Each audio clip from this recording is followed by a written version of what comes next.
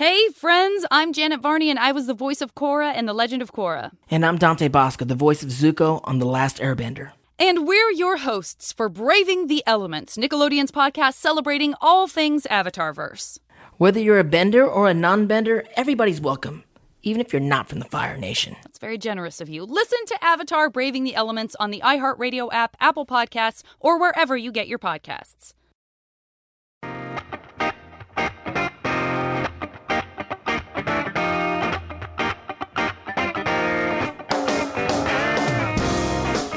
Hey, this is Blue State Rob, and you're listening to the Eric Zane Show Podcast, a show hosted by a liberal Republican whose ancestry dates back to the small country of Armenia and fueled by bouts of anxiety and adult attention hyperactivity disorder, also known as ADHD. It's not the best, but still better than radio. Anyway, here's your host, Eric Zane.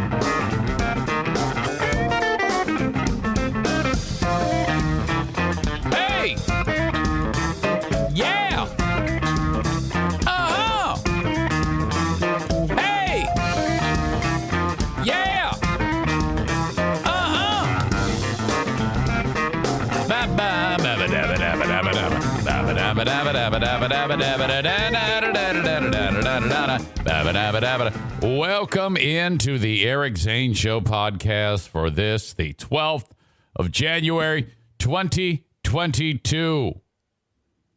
Time marches on for whom the bell tolls. Discussion with a gentleman at the YMCA named Don.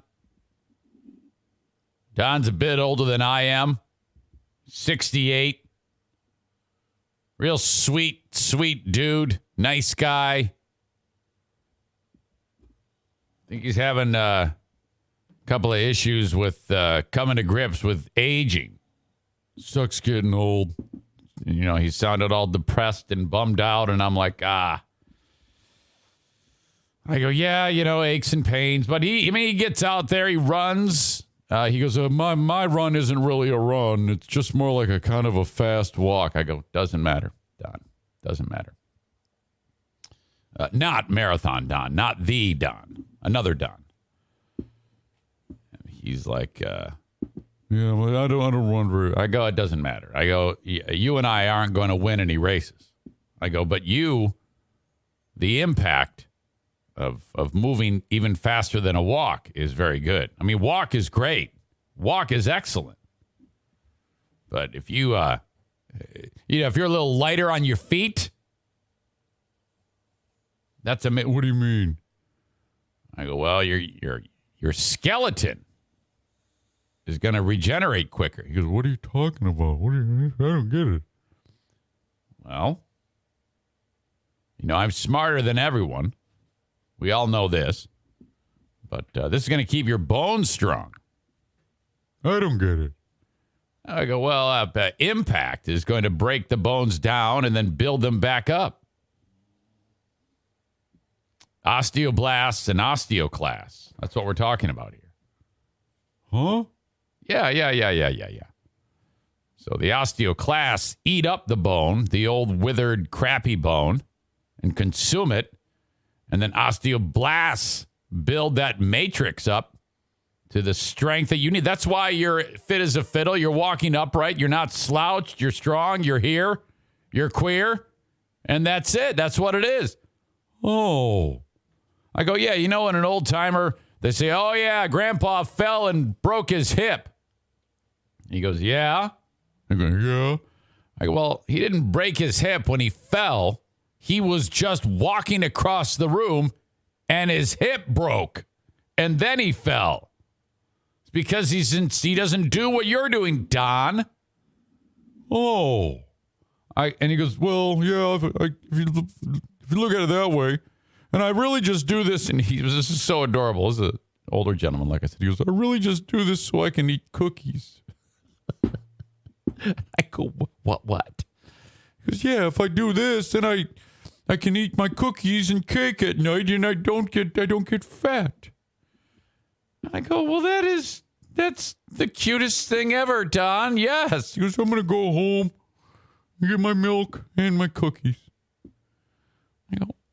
and I'm not going to feel guilty about it. I go, no, you shouldn't. That's why you're here, to eat the cookies, Don. So then, see him the next day. I go, hey, cookie day, right, Don? He goes, no, today's cake day. My wife made cake, so I'm going to go. We get the biggest piece of cake. What is he, Santa? All right, hang on. I got to drink coffee.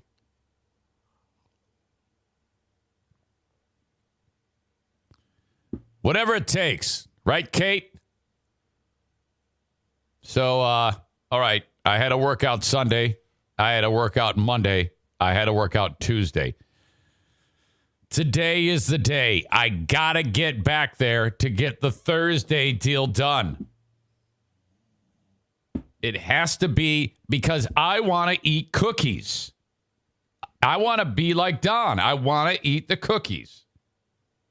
And it looks like no big deal. I can pull this off. I've got Growers 101 with John from Horizon Hydroponics at 4 p.m. You'll see me live. And then I can go immediately over to the YMCA. Team Knuckle Dragger is down a member as we speak. I'm not sure what's going on. I just know that Andy has been under the weather, hasn't been in the gym in quite some time. So Team Knuckle Dragger, I'll see those guys. It's going to be awesome. That will be day number 4. Because your old pal Eric Zane has a physical coming up next month. And 1 year ago, I sat in front of buyers and I said, he goes, Eric, yeah, we got to get this cholesterol in control. You're on the verge of getting into the red zone. We don't want the red zone. Oh, yeah, no problem. No problem. Yeah, and you're going to have to increase your activity and you're overweight. Oh, yeah, I'm turning up the heat, man. It's going to be awesome. 1 year later, I think I'm worse now. I have to be. I have to be worse now. Oh, my God. Welcome in. This is a daily show where I discuss news, nonsense, and my personal adventures each and every day of the work week, Monday through Friday, right here in the Baldwin Ace Hardware Fear Bunker Studio. Thank you so much for being along on Twitch. Twitch.tv or twitch.com/Eric Zane Live is where you find it for the live show. How about that? Okay. And if you would follow that page, that's awesome. That doesn't cost you a dime. I would appreciate it if you're even listening to the audio podcast to do what I just said and follow that page. It's very helpful for your old pal Eric Zane. If you do that, and then while you're there, there's a red button that says Prime subscription. You can sign up. You can subscribe, which, you can watch the entire show without any commercial interruption when you do that by signing up for free with your Amazon Prime account. That is something. I don't know what it really, seriously. If I'm like, oh my God, well, I can just sit through a commercial, not the end of the world. But it just plops it in right in the middle of a sentence. There's like no rhyme or reason to it. Zilja, an Armenian symbol maker, says, how are you overweight? Well, this is how I'm overweight. I should weigh 150, and I weigh closer to 180. That's how I'm overweight. You're like, I don't see it. Yeah, you don't have to. You don't want to. It's bad. It's really bad. Sexy voice Andrea says because Eric is only 5 foot tall. Yes, that's true. There you go. So absolutely overweight. I have this horrible double chin now. So if it's at the right angle on the FaceTime, I'm like, oh God, I cannot handle it. I just cannot handle it. Hang on, I got to drink this coffee. Okay, one more.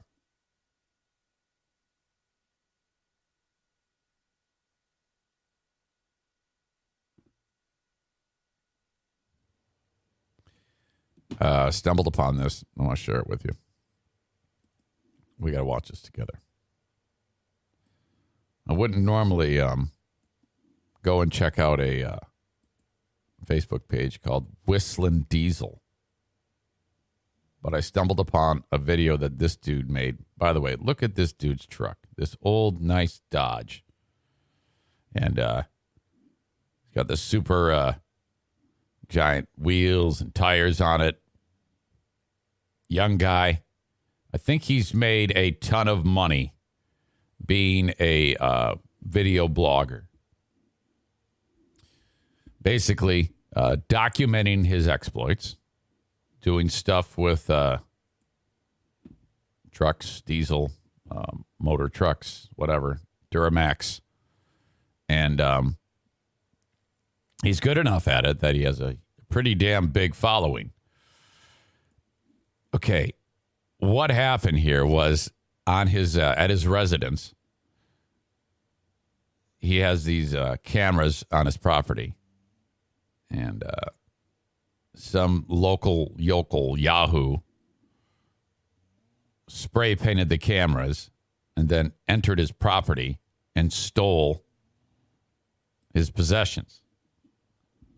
And he put together this video of what he did to get to the bottom of it, because there was also another camera that wasn't able to be spray painted because it was high up on a tree. So he was able to get visual descriptions. You can see who this person was, what their vehicles look like, a license plate. And then he had trackers on a lot of his possessions. I guess he anticipated that this might happen or something like that. And so he very easily was able to determine where his, he had like a four-wheeler that was stolen and a leaf blower and some old truck tailgates. I guess he recycles those and puts them back on other vehicles and stuff like that. He flips vehicles, I assume. And so he goes to actually the residence of where his stuff was stolen, and that's where I'm not gonna play the whole thing for you, but I became a fan of this guy in an instant, and I just stumbled upon this damn thing.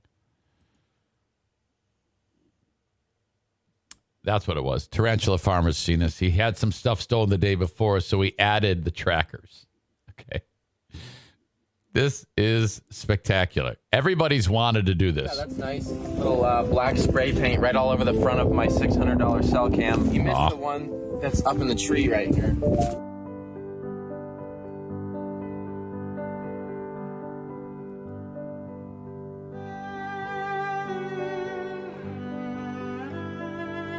This is the guy. So, got some of these bad boys. These are Apple AirTags now. I have 16 of them. We're gonna stick these in the most hidden spots, and then hopefully the guy who stole my other stuff takes one of these, and it leads us right to where he's taken everything. How great is this? Stealth. This is why old guys should never fuck with young guys, because they're just smarter than you. There's no way. Can you imagine if, like, 40 years ago, you explained all these types of avenues for catching someone to someone back in time? They'd look at you like you were crazy. It's like, what? Cameras? What, trackers? Huh? What the? Yo, this is our guy. Where? The Forerunner's at his house. We're gonna go there right now. The guy wears a mask, goes up, and spray paints 2 of my cameras. I have pictures of his truck going by 60 seconds later. It's this house here. Look, tell me if you see a Forerunner and a maroon F-250. So I find it funny, he's got a gate. Maybe he doesn't want someone stealing his stuff? Do not steal from me. I just want to confirm, how do you know this person has your stuff? I have pictures of him driving in and then coming out 10 minutes later with a bunch of my stuff in the back of his car. And we just found out where he lives. You've gone over to the residence. I'm just here at the road, yes. All right, I've got deputies on the way, okay? Thank you very much. The gate's unlocked. We could go in, but I don't see no trespassing sign anywhere technically. There's 4 people that live here. I did my research. I should have said on the phone, yeah, like, we're going in right now. We're going in. they'd be like, they're here? Yeah. We sold 3 compound bows, 3 tailgates, the 4-wheeler ramps, backpack leaf blower, and that's all I know so far. Painting my security cameras. didn't see this. He didn't see this one. It was up in the air. Literally my stuff in the... Okay, so he's explaining this all to the deputies. On the property, the old man who was wearing the mask, who stole the stuff, he's watching this unfold at his gate. Can you imagine? He is shitting his pants. Terry says this kid is a goober. Why? Why is he a goober? Seems all right to me. Sounds like a little bit of jealousy flying out of Terry there. What is it, Terry? Crank says, it'd be some great technology if we could see this as full screen. Isn't it? Are you sounding like Dirk? Back of his car. The same car that's here. Which one? The 4Runner and then the F-250. Yeah, what all was stolen? 3 compound bows. Look at, there's the guy. He's looking, oh no. Ha ha. That's him. You can see in the 4Runner, his neck is the same shape through the windshield. Okay, now I'm only going to play this up to when he's interacting with the cops. Okay? Hey, did you file a report and everything? No, we just found out and got here as soon as... Oh, okay, I got you. Look at him talking. Hopefully it's as simple as a slight apology and we're on our way with my stuff back. Okay, now this guy is way gracious, this YouTuber. He's now, if that were me, okay, I would be requesting that the cops shoot him, okay? Seriously, I would be so pissed off. They just asked him. He just denied it. Yeah, he did. Straight up denying it. Yeah. His heart's racing. He won't even look him in the eyes. Yeah, he's nervous.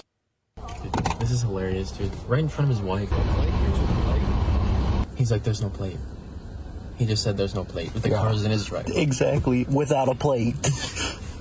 Have you ever picture one of the plates? Yeah, I have a picture of the Ford plate. I heard him say, you don't got no plate. He's like, you don't have exactly. No plate. I have pictures of your plate. I have your plate. Pictures of you, pictures of your car without a plate, pictures of your plate. He's going straight to, do you have pictures of this? Yeah. Do you have pictures of that? His wife is clueless, dude. She's so clueless. Look how she's looking at him. She's so clueless. She's looking at him like, you're fucking dead. She's so confused.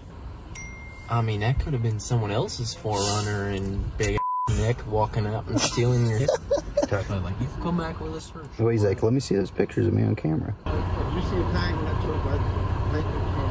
Where's the camera? Oh, where's the camera? Yeah. It's like, where's the camera?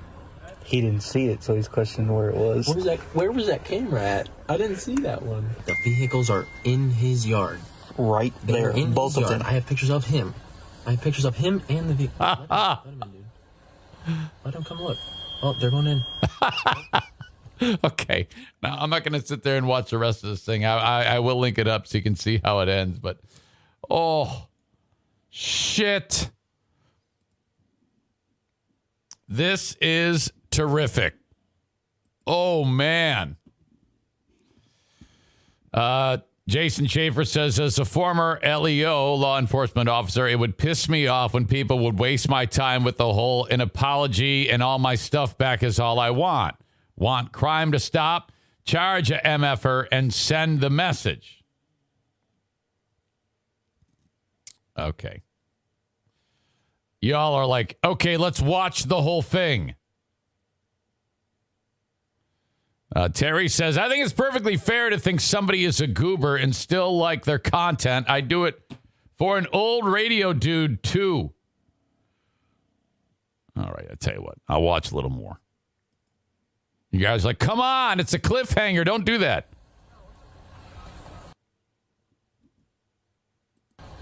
That's all they needed. He invited him in. Dude. You're telling me I don't have to wait for someone to steal all my stuff to catch this guy? I went up to his door. Yeah. Look, he's way in front of the cops, too. He's like, kind of run in there and hide him real quick. Yeah. He's like, oh, nope, none in here. All right, I'm going to bump ahead. Pictures of him actually taking the stuff. Or just spray paint. Okay, hang on. Sergeant told him, said, I'm almost certain we have enough right now for a search warrant. So, thank you. Be ready. Yeah, it's right down here. Like I said, we'll have to turn it over to CID. They can run a search warrant if they want to and go from there. Okay, thank you.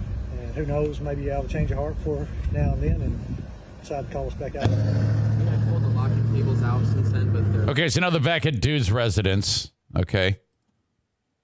And now, and then they jump ahead to after the search warrant is obtained rather quickly. Yeah, he was mad. He stood up. He's taking him to it. I've dreamt of this day. Dude, I've dreamt of this day ever since my dad had his skid loader stolen when I was a kid. I was like, if anyone ever steals from me, they're getting... Is that my tailgate? Dude, what's the white thing? What's the white thing? Did you see that? Someone picked up something. There's the tote. Is that the tote? The yellow with the... That's the detective. You think it is? I bet. No, I'm pretty sure that was one of their cars. His kids. I don't know. It's a Malibu. It's usually a cop car. The passenger. Both sides. Oh, free. good Lord. You know you're living in some hick town when the detectives all walk in dressed like this. Holy shit. Why are they just dressed up casually? They're detectives. You think? Yeah, 100%. A folder. They all got out. There's 3 people. Dude, That's funny as... Look at this detective. Are you updated at all? Okay. I think we got most of your stuff. Really? You don't want him arrested for any of this right here. You want your stuff back. I want my... Yeah, that's the thing. I kind of agree with Jason. I mean, for the next guy down the road, you definitely want charges to be pressed. And especially if you're making this video so that the next asshole can see that it's not the easiest thing in the world to steal from someone, and there are repercussions, you know? Stuff back. We have this problem right here. Because I already stole the thunder. He ends up not even pressing charges in any way. He just says, hey, I just want my stuff back. I just want my stuff back. You vandalize those. Are you wanting like... I would say, hey, grab me a check for $1,400 or cash, and we're good. Like, okay. And if he gets caught for anything else, I will charge if it helps other people. Of course. I'm backing up to the same guy's house that took my stuff. Your phone's recording. I'm getting my stuff back right now. Okay, now the interaction coming up here between him and this thief is just incredible. It's so fucking awkward. It's amazing. Just let me know what I can do. Hey, this is Cody. Cody's Cody. He's face to face with this thief. I'm embarrassed to no end. This is from my wife and you, of course. There's not a good excuse.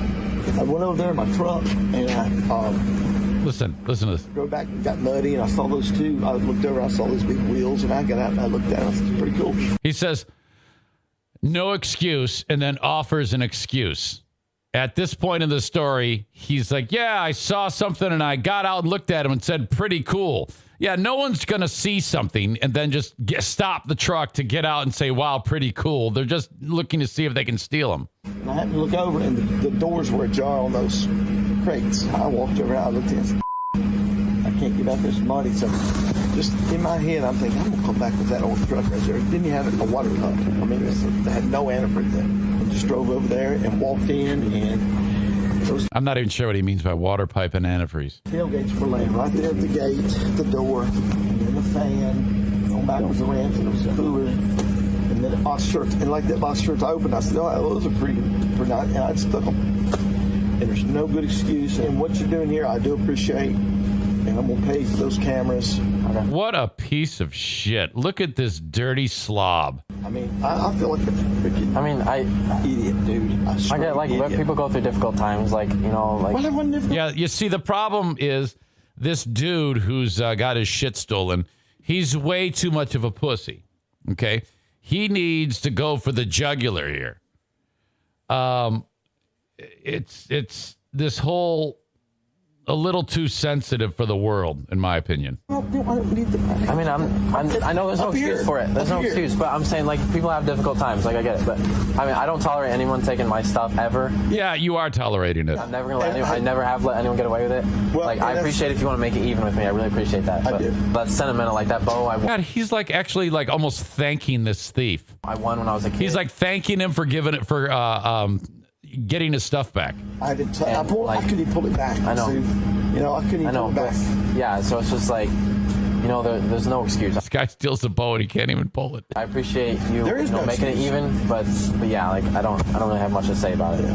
Okay. Somehow in my mind, I saw the for sale sign, gate, standing out the road. I thought, dude, abandon this stuff. Yeah, it's someone's residence. All this great shit, it's been abandoned. I'll just go on the private property and take it, but spray paint the cameras ahead of time. No, I'm thinking, why was this thing not blocked? No excuse again, but it's like I made myself feel like I wasn't doing nothing wrong. Yeah, I mean, I got the... This is horrible enabling behavior. Hold on. I want to see what y'all are talking about. Wings Guy 71. You appreciate it? You appreciate that he's paying for shit he stole and damaged? This YouTuber douche is asshole of the day as of now. Talking way too fast and too many likes. Freaking millennials. He might be a Zier. Pussy ass millennial. This kid must make tons of cash for videos, so much content. I'm pretty sure this guy is very well off. Torrential Farmer says he's getting great content in this video. That's absolutely true. And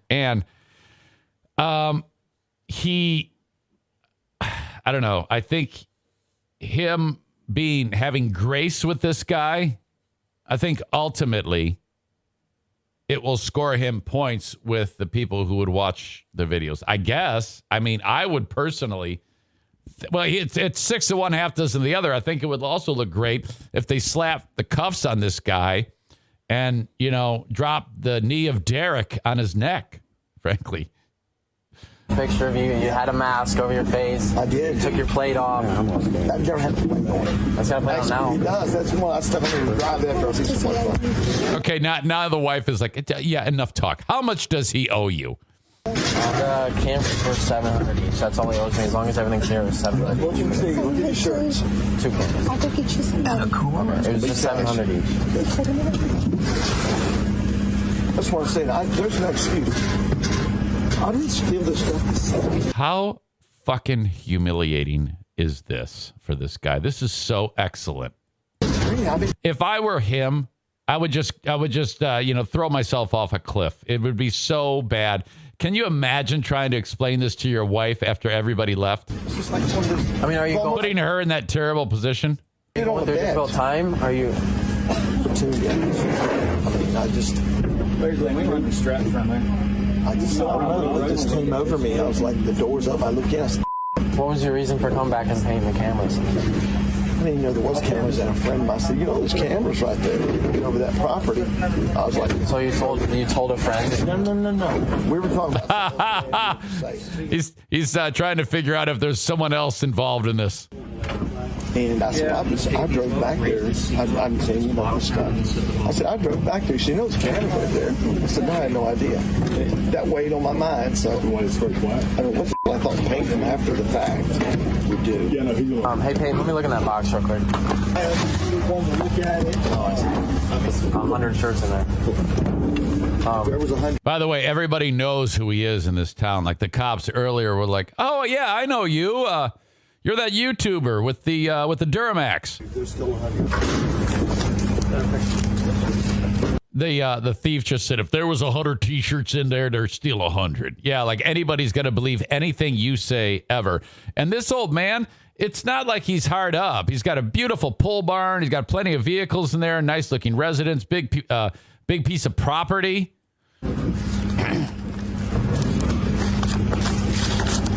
Okay. They just gave this kid 14 $100 bills. Just keep it. I'm not. No. You guys. No. Okay. And then this asshole gives the wife the money back for the cameras that this fucking idiot destroyed. YouTuber goes, no, you can just have this money back. It's okay that you destroyed my shit. You apologize and gave my... that. I destroyed your property and I did this. You apologize and gave, I appreciate it. You're not going to steal again. Now I want, if I'm the sheriff, I just pull out my gun and shoot them all. I just shoot every one of them. You're not going to steal again. Keep it. What the fuck? Come on. You asshole. Look at these detectives. Look at this guy. He's like, fuck you. What? The fuck are you doing? I appreciate having my stuff back. I've seen your videos on Facebook. We watch you all the time. We're big fans. We're big fans. Oh, he's shaking hands with this piece of shit. Come on, man. That is okay. That is too much grace. Way too much. All right. Even if he kept the money. It's too much grace. Baby Jesus is at the round table with the apostles, and he's like, all right, he's too versed in grace. We need to toughen this one up a little bit. Or rip off an arm or something. What a shithead. I'm not going to press charges or anything. I doubt you're going to take anything again, but I just want my stuff back, so I appreciate it. But thank you for offering. Yeah, this is wrong. This amount of grace is actually worse than the crime, in my opinion. I have enough money. I don't need my stuff back. I just wanted my stuff back. It's okay. Is there anything else you guys needed from me? Is there anything you needed? I just got to get the rest of this stuff. He's going to write a property receipt. Just go ahead and give you a copy of it, just saying that, hey, you got this property back. He's talking to the cops. You've got my card. If you got anything, any other issues, anything that comes up, let me know. Let's say I doubt very seriously these guys have how much so. Okay. All right. I'm on it. Anything, let me know. Okay. Thanks. You're a stand-up guy. You're a stand-up guy. He's thinking you're an asshole. Thanks for wasting my time, you fucking dick. They don't say that very often. He goes, it's a breath of fresh air. That's a lie. He goes, you should. Oh, man. Look at this guy. He said he watched you on YouTube. He knew exactly what he was doing. He stole Monster Max shirts. He knew exactly what he was doing. He stole Monster Max shirts. Yeah. I felt horrible for his wife. She was like crying. Yeah, she was. I mean, he said he stole. All right. That's this whole town is full of dumb fucks. Nick says he actually just saved him a lot of paperwork.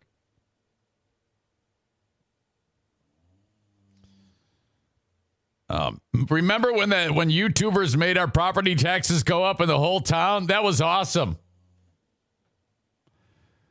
Crank says, no. They still got to document everything. They still have the paperwork.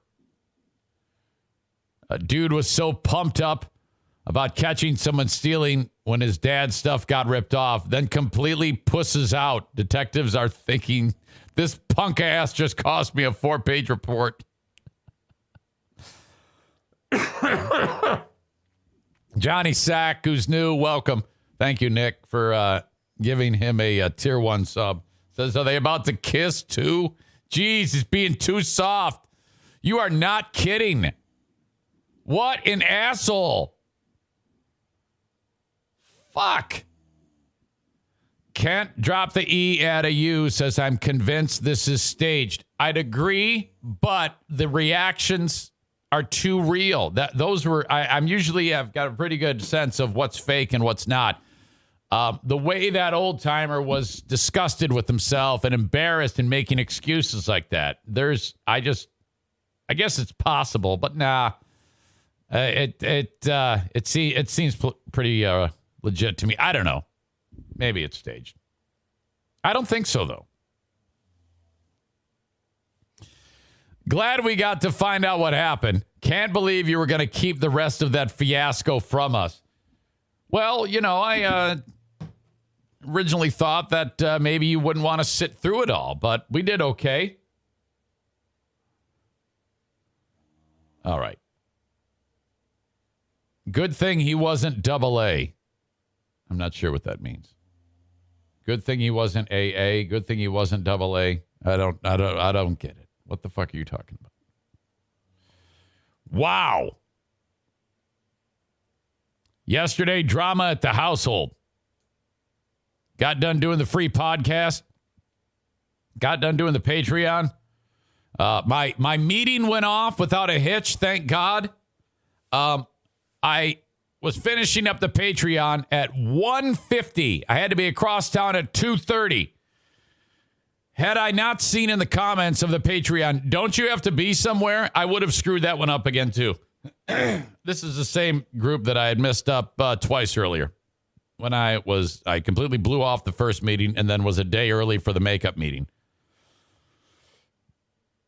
As soon as I was like, holy shit, you're right, I got to end this show. Boring Dean, Kate texted, you have to be somewhere. Get going. You're right. I am. So I got home and I had to post the Patreon bonus podcast, the audio. So I got that done.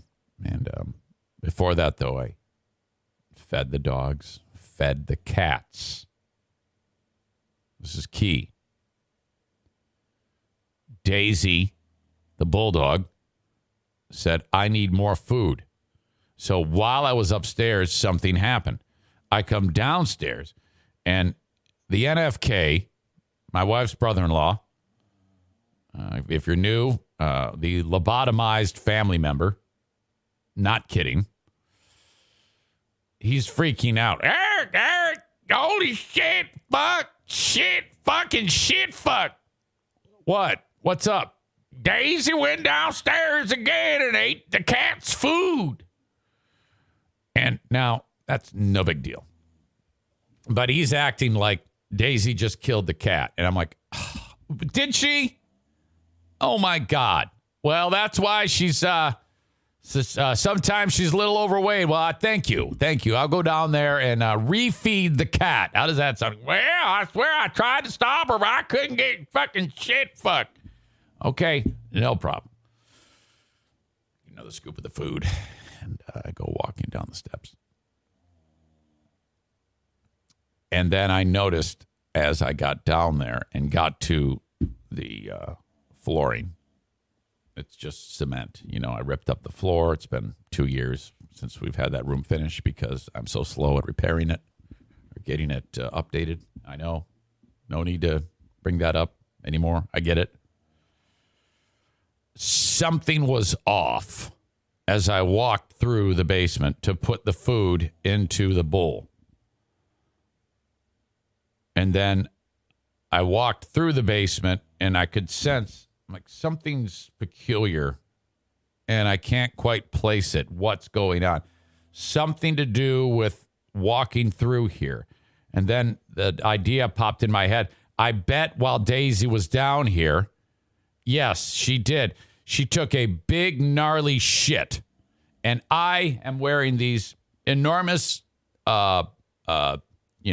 insulated boots with the sole that has grooves on it like a monster truck tire. And I stepped fully in, it looked like a dinosaur's shit, like a fucking triceratops went into the basement and unloaded a shit. And my foot went right into it. And then I proceeded to walk.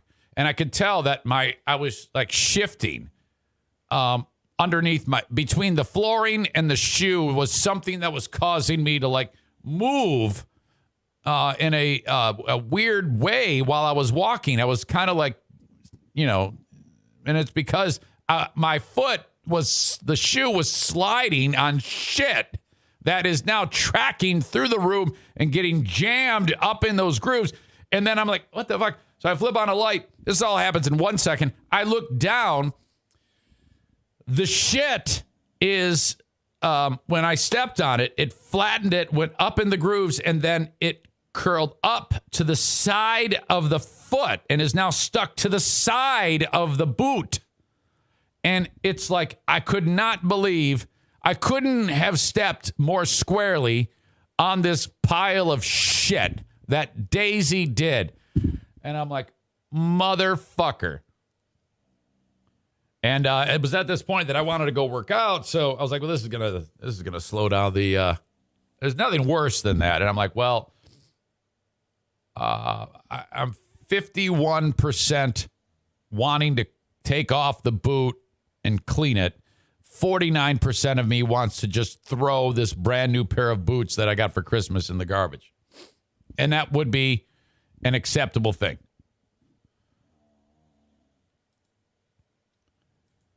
So I decided to keep the boot. And I was like, well, this is going to take some effort to clean this thing. So I wandered over to this one drawer we have in the kitchen where these fucking shish kebab, wooden shish kebab skewers are. And, I mean, we're talking, I'm like digging into all the crevices and oh boy. Oh God. It took a significant amount of time to get this done. And then I'm running water on this utility tub that we have. And, oh boy, it was just ridiculous. Poop soup, yes. And then the shit is getting, as it's falling off the boot, it's getting stuck. Okay, you know, like the water goes down the drain. It's actually causing a clog. So then I have to take the end of the shish kebab skewer and stab at the shit in the bottom of the drain. Ugh. Aram says, I hope he didn't put the skewer back in the drawer. I did. I cleaned it. No, threw it away, you idiot. Come on. Crank says, the NFK's toothbrush.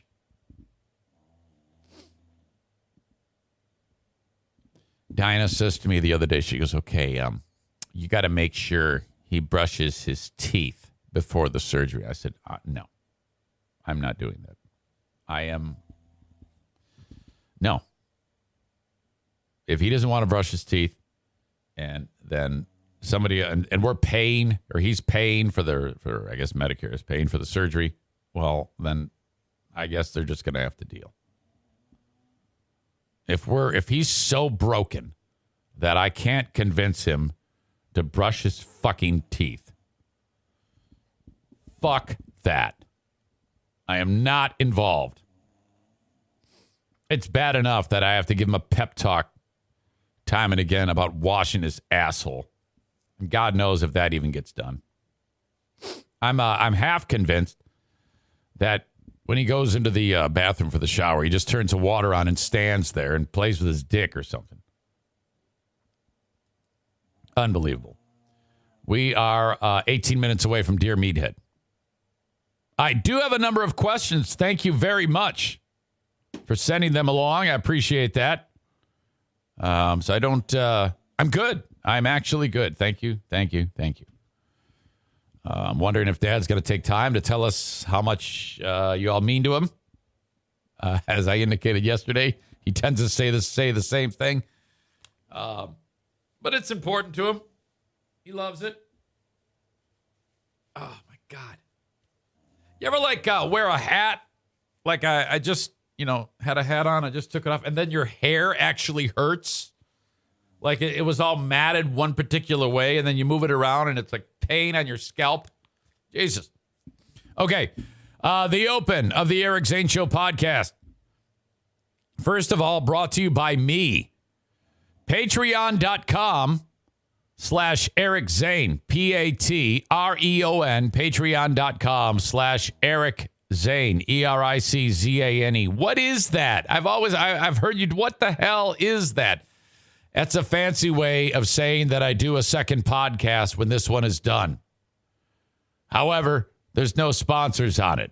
It's powered by your dollars and cents.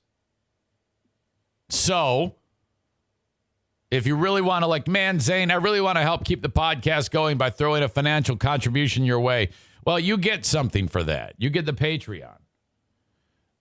You throw $5 or $10 into my bucket, I give you 15 plus hours of content each and every week on top of what you get with the free podcast. All right? Just go check it out. That's all I'm asking you to do. Patreon, patreon.com/Eric Zane. And see what's going on there. I have a number of different pieces of content, different but the same, I guess. You have the Lost Zane recordings, which is full shows from my old radio days on BBL. I release those twice a week. Smarter Than a Former Drug Dealer trivia. Yesterday it was Megan taking on Dale. The Insane Asylum on Thursdays. I released that. My 2-hour music-driven radio show on Northern Michigan's Q100. You get it before it airs, minus the commercials. The daily Patreon bonus, which kind of accompanies this one. And then the Ben and Eric Patreon podcast, which will happen this week on Thursday. Tomorrow at 7 p.m. hopefully, joke judge Saul will be joining us once again. Blind Saul. That worked out spectacularly with Saul being the lone voice on being a joke judge for Ben's shitty Twitter jokes. And I think they're all shitty. All right. Patreon.com/Eric Zane for just 1 month. Try it out. Put me on probation. Try me out for 1 month. If you don't like it, cancel it. If you like it, convert it to a yearly, and I'll save you 10%. They're working hard at expanding the business at Irvine's Auto Repair, Grand Rapids Hybrid, and EV. That makes me feel great. I'm very, very happy to hear that things are going so well enough for you that you are expanding. An amazing place to get your vehicles repaired. ER Vines. Irvines.com. People are like, is it IR? No, it's ER. ER Vines. Irvines.com. They are along 44th Street in Grand Rapids, Michigan. Just a couple of blocks east of 131. The street is called Stafford. You look down there, see the Irvine sign. Pull on in, say hello to the multi-talented people who are working there. You can always drop off a coat to help the underprivileged people in the community. They're kind of constantly doing a coat drive. Mittens, gloves, gently used or brand new. But get your car fixed there. 616-532-6600. Specializing in pretty much everything. European, Asian, domestic, EV, hybrid. About the only thing they won't touch is a Volkswagen. That'd be a bummer if you pull in, hey, Eric Zane sent me, and you got this beautiful Volkswagen. They're like, we can't help you. Get that shit out of here. Thank you to Irvine's. The Mario Flores Lakeshore team of Van Dyke Mortgage invite you to call upon them. If you're in the market for a mortgage, 231-332-6505. Please mention me early in the phone call or the message. Say hello. Say, Eric Zane sent me. Let's get the ball rolling. You can do this just about anywhere in the U.S. with the exception of South Carolina, Maine, Alaska, and Hawaii. If you're thinking about a mortgage, maybe a refi, maybe a new home, you're moving, and you definitely want to get pre-approved. Reach out to Mario while you're researching various companies to get a mortgage from. Okay, that's me basically saying just include him in you trying to find out the best one for your needs. Okay, not everybody would say that. Some people in mortgages, oh, no, I'm the best. No, go ahead and maybe talk to people who you've talked to in the past or someone new or whatever. Just include Mario in that process, and more often than not, he's going to win your business. 231-332-6505. Got a great entertainment option for you. It's paintball in Grand Rapids, Michigan. TC Paintball. Wednesdays are Little League Day. So get the kids away from the video games and consider gathering up the local kids that your son or daughter pals around with and their parents and have a rendezvous paintball event at TC Paintball. Little League starts at 5 p.m., so get there a few minutes beforehand. You fill out a waiver, throw a handful of dollars at them. They give you all the equipment you need, the safety gear. You have a safety speech, and then you're going at it. Now, if you're doing Little League, it's the low-impact machinery, so it's not going to hurt the kid, and they're kind of introduced to paintball slowly at a graduated pace, and they're just going to love it. We have a paintball war coming up on the 30th. RSVP, please, Eric at ericzaneshow.com. That's Paintball War 17, January 30th. It's a Sunday, 5 p.m. We're calling it Paintball War 17, Amsoil and Tears in honor of Jason Mays. Okay. As I indicated to you, I have a quote-unquote best of show happening on Friday. Because we'll be dropping we'll be going to the hospital with the NFK for this relatively common surgery where they widen the opening of his spinal canal, I guess. You know, the spinal cord goes through all those little openings in each individual vertebrae and whatnot. And yours and mine has a little bit of room between the cord and the interior of the bony processes of the vertebrae. So it's almost like your spinal cord is suspended, dangling, okay? Like this. Move. It's got like wiggle room. And it's surrounded by cerebrospinal fluid. So here's your vertebrae. Your spinal cord is like this with all that room. Okay? The NFKs, through 3 of his vertebrae, it's like that. It's like a vagina doing a Kegel on a ding-dong. And that's caused decreases in his strength, loss of feeling in his arms and legs, walks wonky. And, okay, in addition to, it's going to continue to be a problem.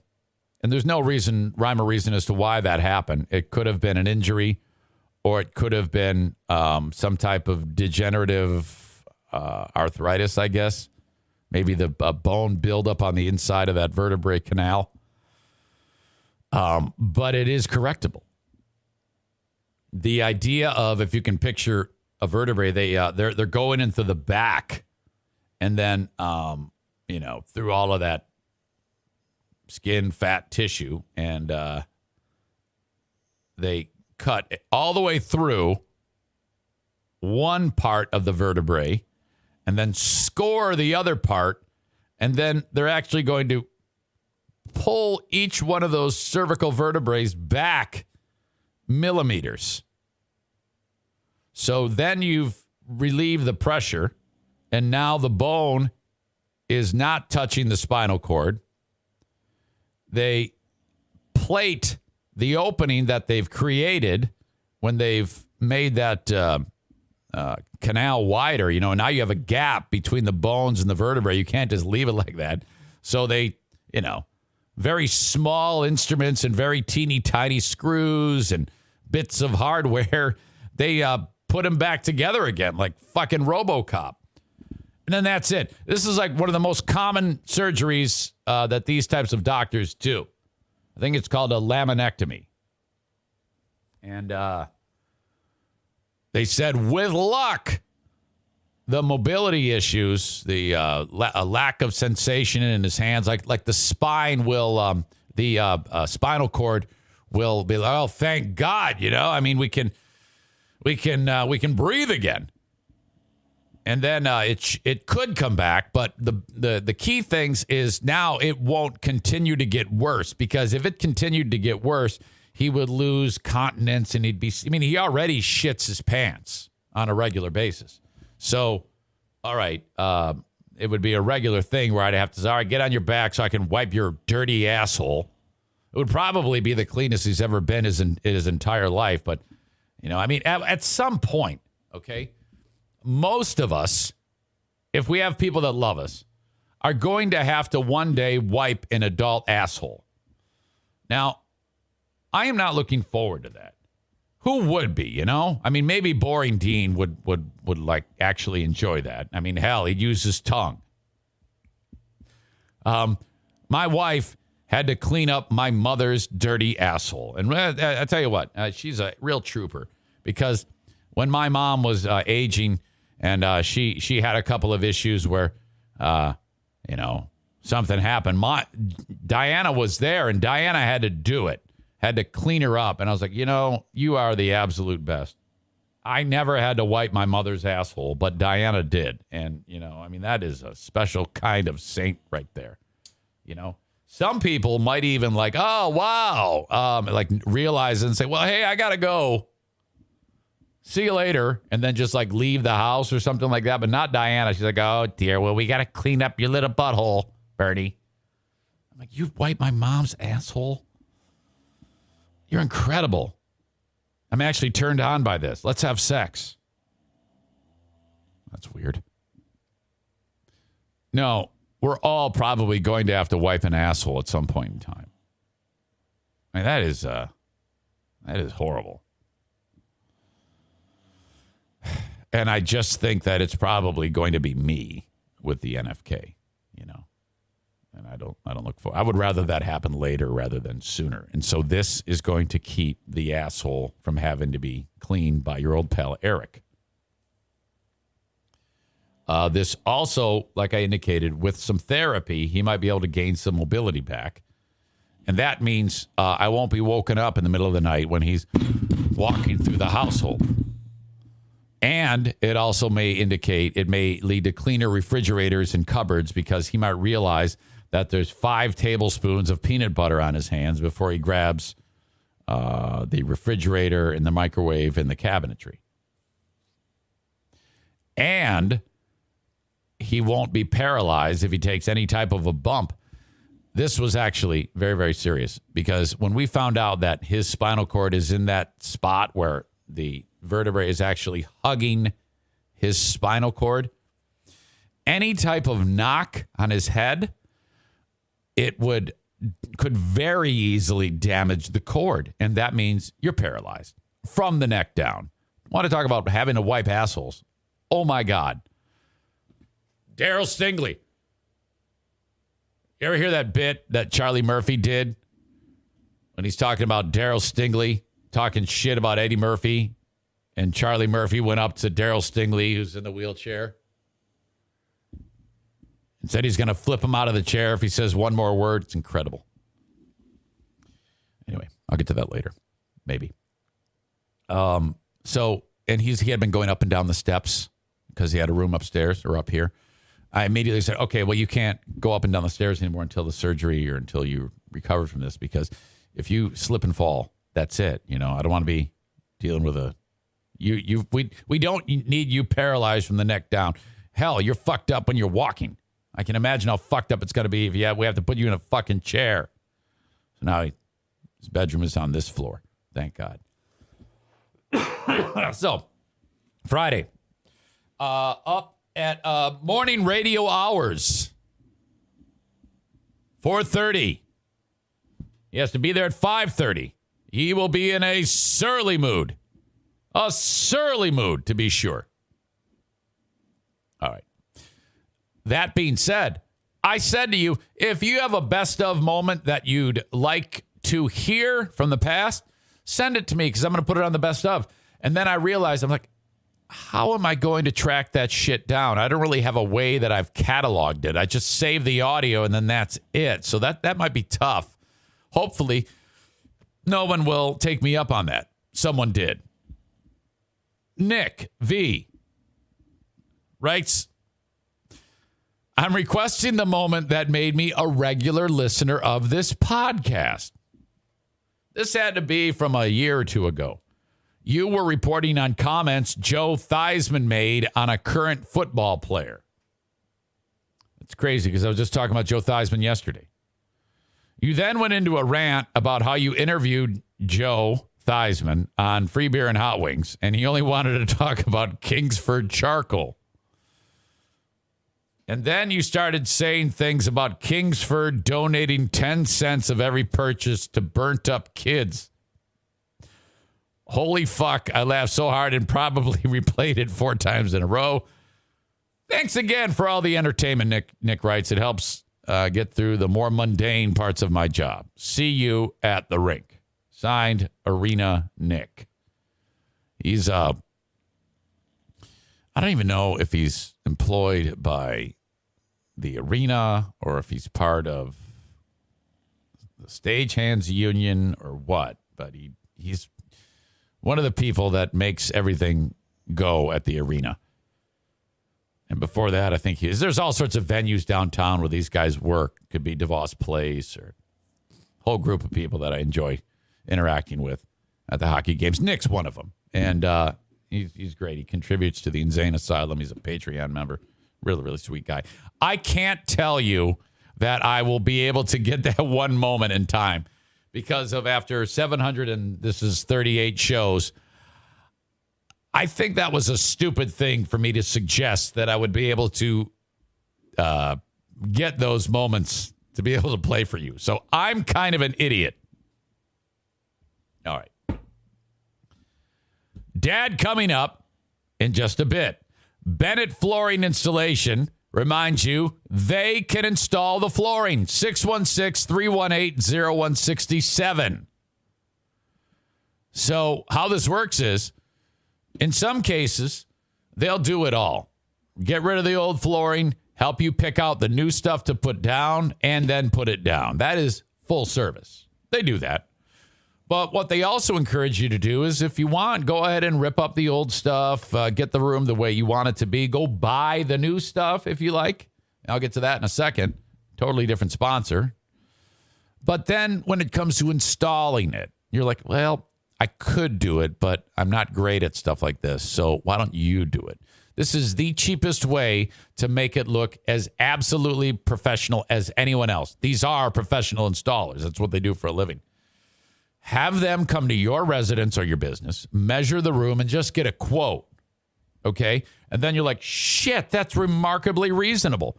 And then, you get it done, and then the boss or your significant other or whoever is like, this is a great move. Because if you do it and you screw it up, it's like, oh, boy, then you're going to have to call, and they're going to have to fix your mess. All right, that's kind of a bummer. 616-318-0167, Bennett Flooring Installation. That's two dudes, Jacob and Jason Bennett, amazing sponsors for a long, long time on this show. I remember the meeting like it was yesterday. We met at a coffee shop, Jacob Bennett and I. Now, I've mentioned before that Jacob is one of the most thoughtful people in the world, but there is no such thing as a long conversation with Jacob Bennett. And I appreciate that. This might be one of my favorite things in the world because this was the meeting. I said, oh, hey, well, thanks. This is so cool that you reached out about sponsoring the show. And he said, thanks. And then I said, so you want to sponsor? He said, yes. And then I said, okay, so this is how much it's going to cost. Do you agree? Yes. And then I walked out. And that's how long the meeting took. And I haven't spoken to him since. It's incredible. It is. This guy, he gets so much done because he's not too talkative. He is the polar opposite, quiet, subdued, doesn't talk too much, like the two Zaniac megamouths, Amanda and Sarah. Okay? If you put those two together, those three actually, those two ladies and Jacob Bennett, they would like consume him. It would be like white blood cells attacking COVID. And he'd be like, oh, no, I'm being consumed by these two ladies that talk too much. Oh, my God. Holy shit. Fuck. It's true. 616-318-0167. The flooring that you buy needs to come from Kent. Drop the E at a U. He runs the most efficient operation, Johnson's Carpet One Floor and Home Discount Outlet in Granville, Michigan. The main business is this beautiful showroom with all these amazing people that you walk in. They're like, would you like something to drink while you peruse? Oh, here, let's sit down by the computer and look at some choices of how your room could look. And it is full service, okay? And then you're like very intricately focusing on what you want to buy at the main store. And then they order it, and then you set up your time, and then it comes in, and then you're good to go, okay? Very different, though, down the street at the discount outlet. That's also their store, their brand, where you just walk in, and there's mountains of product. And you walk out with it under your arm and put it into your truck and drive away. They buy it in bulk, remarkably cheap, and then pass the savings on to you. The lowest prices in the entire state at Johnson Carpet One Floor at Home Discount Outlet. Okay? Yes, you'll pay more for what you get at the main store, but there's a reason behind that because you're paying for the service that goes along with it. Discount Outlet, no way. You walk in, guys on forklifts, just look around, pick out what you want, and we'll get it for you. It's like that. It's amazing. If I suggest going there first. If they don't have what you want at the Discount Outlet, then go to the main store. But first, go to the Discount Outlet. You'll see Kent there. Drop the E at a U. Make fun of him because he's a libertarian. And then buy whatever you want. And if you say my name, this is what you do. You walk in and say, Eric Zane sent me. Libertarians are losers. And then you will get 10% off. Eric Zane sent me. libertarians have never won an election. And then you get 10% off. That's true. How about that?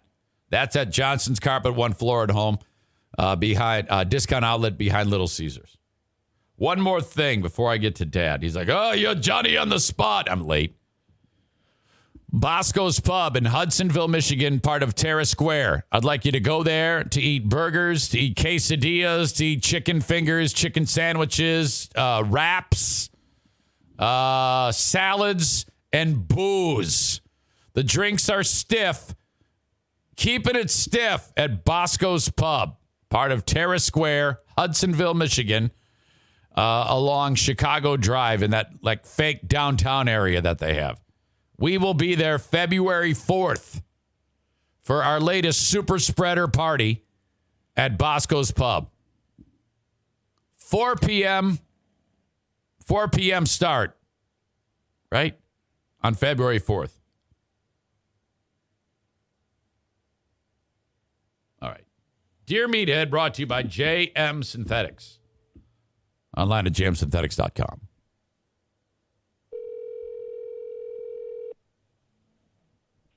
Good morning. Hey, I'm a little late today, Dad. Sorry about that. Well, that's all right. What, 2 minutes? Yeah, I got to yapping, you know? Hey, hold on a minute, honey. Yeah. Hold on. Okay.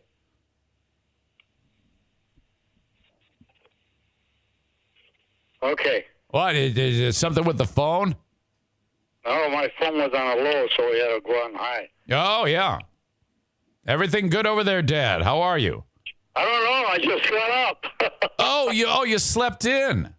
Yeah, well, no, I not slept in. I was just messed up. Is this up about a minute and a half, 2 minutes ago? Oh, my God. So you were just sitting by the phone, and then here I am?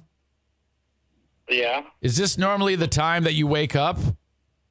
Maybe 5-10 minutes earlier. You know, usually I'm yeah. Jan is up. Uh-huh. She says she forgot it was Meathead Day. Okay. Now, Dad, I remember you saying that you would never be able to sleep. That you would. Wait a minute. Never be able to do what? Yeah, you were having trouble sleeping not long ago. Oh, yeah. I'm alert. I'm awake. I know all these things that happening in around me while I'm sleeping. And snoring. Well, yeah, Joanne, I maybe you just don't know that you fell asleep, you know? Nah, Joanne herself screws up, but she just don't say nothing about it. So maybe you are falling asleep, but you think that you stay up. I don't know, maybe? I'm not up. I'm alert. Oh, so you're wide awake. Not wide awake, but I'm alert. I know all about me. I hear my... there's a heater that's going on. It comes on, goes off. That thing about 3-4 times went up and down. It kept me awake. Oh. Wow. No, we heat the upstairs as well, you know. Okay. Well, I hate that. I would love you to be sleeping more. Do you find yourself like getting really tired? I can't sleep. I'm alert. All right. Well, as the morning comes, do you eventually, is it the whole night? So basically, you lay down and lay there for 10 hours every night. I'm not awake. Wait a minute. I'm alert. So, alert. How that means, I don't know. Well, wait a minute. If you're saying that you're not awake, but you're alert, so you're sleeping, but you're like able to. I'm sleeping alert. I've never heard of a person being able to sleep alert. Well, I am now. You hear your dad telling you that, but I know what's going on around me. So, are the eyes open? No. Okay. So, if I throw a baseball at you, you won't catch it? No. Okay. All right. I got it. Hey, are you all right there? I had a cough. All right. Yeah. All right. Ryan writes, Dear Meathead, I've been struggling with something for a few months. I was wondering if you could... what's the name? Ryan. Ryan, okay. Yeah. He says, I want you to share your wisdom, please. He says, we have new neighbors that moved in last year, Ruben. We've mainly kept to ourselves and said hello, no big deal. one night, my neighbor caught me out in the driveway unloading the truck after a night. Yeah, after a night out. He asked if I was up for a beer. I had already had a couple, and I wasn't ready to go in for the night. So I said, "Yeah, that sounds like a good thing. I'll put the kids to bed, and we'll have a beer together." They're outside talking? Yeah, maybe they sit on the porch, have a beer with a neighbor. Now, when you say night, what time, how late did they decide? Like 10, 11. At night? Yeah. And then he says, but it gets very late. We kept drinking. It gets to 2:30 in the morning, and we got very intoxicated. And then the neighbor confesses to me that he cheated on his wife that summer while on the road for a work trip. Oh, boy. He got very graphic and detailed. I know that they had just gotten married earlier that year. We ended our night, and I did not hang out anymore with him. For the past few months, my struggle has been if it is any of my business to go tell on him to the wife about what he shared, or is that a bad idea? He says, I feel guilty knowing and having it on my conscience when I see his wife taking the dogs out. But I also do not trust this guy, and I have 3 kids at home, so I'm not wanting to start any trouble. What do you think I should do, Meathead? Please embellish. Signed, Ryan. Ryan, do not get involved in that. Yeah, I agree. Do not tell. Oh. And it's a sad thing that's happened, and sadder thing is the fact that you know about it. Yeah. You know what? I wouldn't trust him for all the tea in China.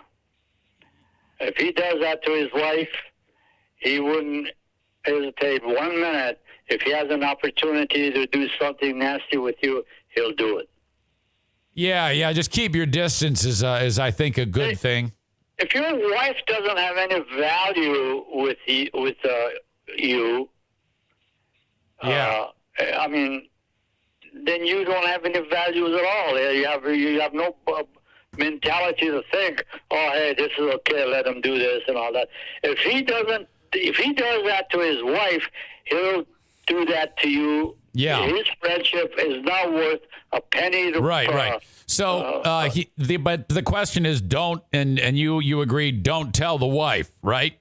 No, do not get involved. Okay. It's funny because, well, it's not funny, but I have 2 very close friends who have done this exact same thing. And Diane and I are both aware of the behavior, and we didn't say anything.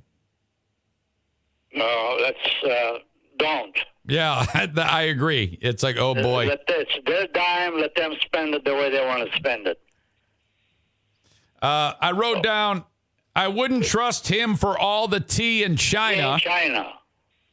And it's their dime. Let them spend it the way they spend it.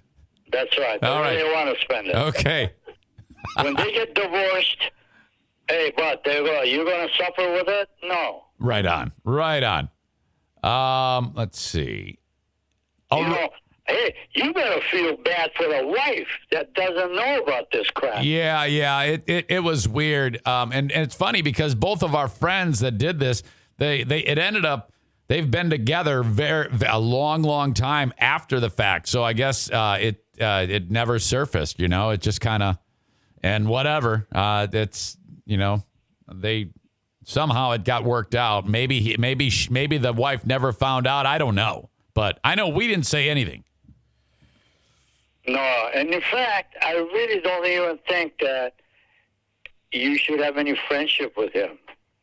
It's a little weird, I have to admit. Here's the thing, Diana, she knows, like I said, about this, and she knows the guy who did it, and she still, and I said, is it weird to, look him in the eye? And she says, yes, absolutely. So we're kind of left to be in a tough spot because we have to act like everything's fine, and it's not. It's horrible. No, that I would not trust him. I don't even think. Unfortunately, this is my makeup. Okay, if I was my buddy and all that, I'd let him know how I feel about it. Yeah. And I would really, in reality, I wouldn't have a whole lot to do with it. Right. All right, moving on. Aram writes, "Hello, my friend. Hello, Aram. What advice do you have for a businessman who finds himself forgetting his business meetings or accidentally showing up to his meetings 24 hours early? Is this a serious businessman or Mickey Mouse?"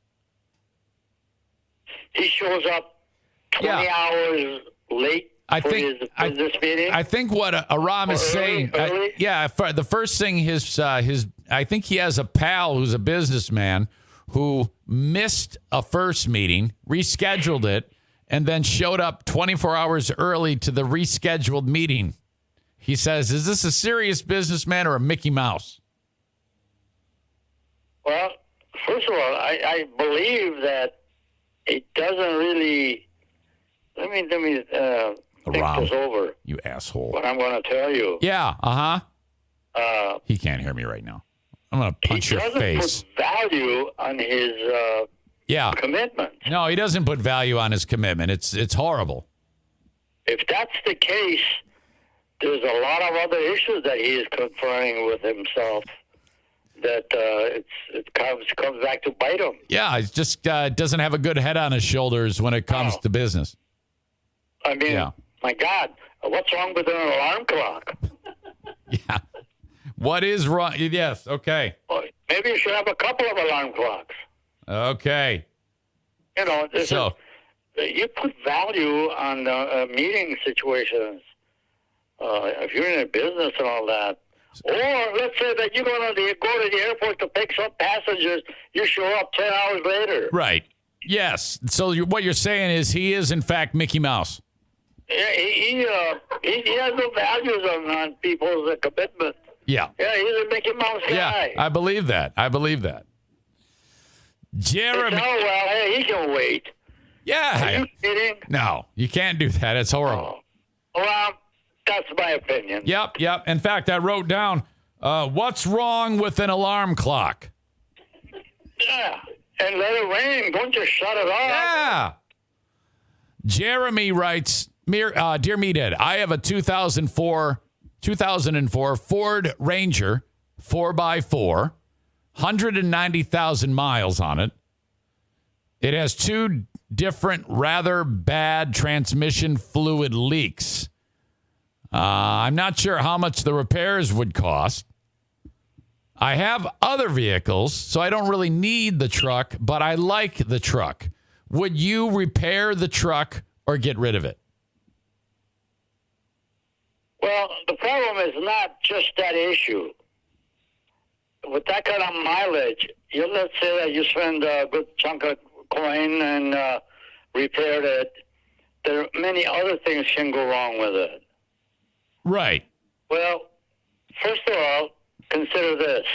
Are you keeping that for a vintage, or is it something that you need to repair it and use it? I think he just likes it. If it's a vintage, you're going to spend a lot of money to repair it, and I don't know what the advantage would be. I can't possibly think. Yeah. What? You don't drive it, you don't ride it, you don't use it. I think he just kind of uses it and drives it around because he likes it. He actually enjoys the vehicle. So basically what I'm like the old truck that you sold me, would it be worth it to get that repaired? Not for that kind of money that they're charging. Right. I listen to the television for repairs. Thousands of dollars for repairs. For what? Yeah. You can spend that $1,000 or thousands of dollars plus another few buy a brand new vehicle. Yeah, that's the thing. I guess it depends on the sentimental value of it. Like the truck that I bought off you, I would spend the money on it because it has sentimental value to me. That can be a high price and can have a lot of effect to a point where a person almost makes bad decisions. Sure. Well, Eric, that particular vehicle that you have. it's still got tremendous amount of miles on it available. Yes, I believe that. I think, it only has... It was well maintained, well taken care of. Now, I don't know if you had any issues with it or not. No, nothing. And then as I was driven, with not a craziness, but very care and caution, and I babied it, I took care of it. The only thing that I was upset about that, where you put those CDs in there. Yeah, the CD thing kind of got wonky, but that can be repaired. That's not a big deal. That's not a repair. I mean, for usage. Yeah. So, the guy, when he told me what it cost to do that, I said, "Oh my God!" Just so I can listen to music. And and the CD that's stuck in there is like Christian music. And they're full Christian albums. Oh yeah. So I turn it on and it starts to play, and then I want to throw up. I don't know. I like them. Okay. Adam writes this: Dear Meathead, I have to buy a new clock for the living room wall. I was thinking about getting a fancy digital clock. Do you like digital clocks or the classic sweeping arms? Much love and respect, Adam and Michelle. What would you prefer, Dad? An analog clock or a digital clock? That's a tough decision for me to make because I don't put any values in the makeup of a watch or a clock to how fancy it is and all that. If it's digital, you can tell the time much better. Yeah. But is it going to be hung on a wall? Yeah, it's like he wants either a decorative wall clock or a... Yeah. What are you saying, Joanne? Yeah, she wants like a clock face with the sweeping arms. Yeah. I think that's strictly personal opinion.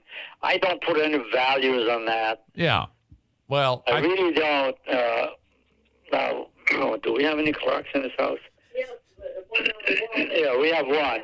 Right. If it's on the wall. Pretty inexpensive clock, but it's a nice looking thing. Well, let me jump in. If he puts up a digital display on the wall to tell time, I think he should be kicked out of the house because that would look ridiculous. Yeah, my wife definitely agrees with that. Yeah, it would look like he's working at NASA or something like that. Yeah, right. You got that thing all worked out yourself, so. Yeah. So let me just jump in here and say, if you put that on the wall, that is a bad decision. So get a regular clock. I think it's a waste of money. Okay. Mitch writes, Dear Meathead, thank you for being the best part of Eric's show.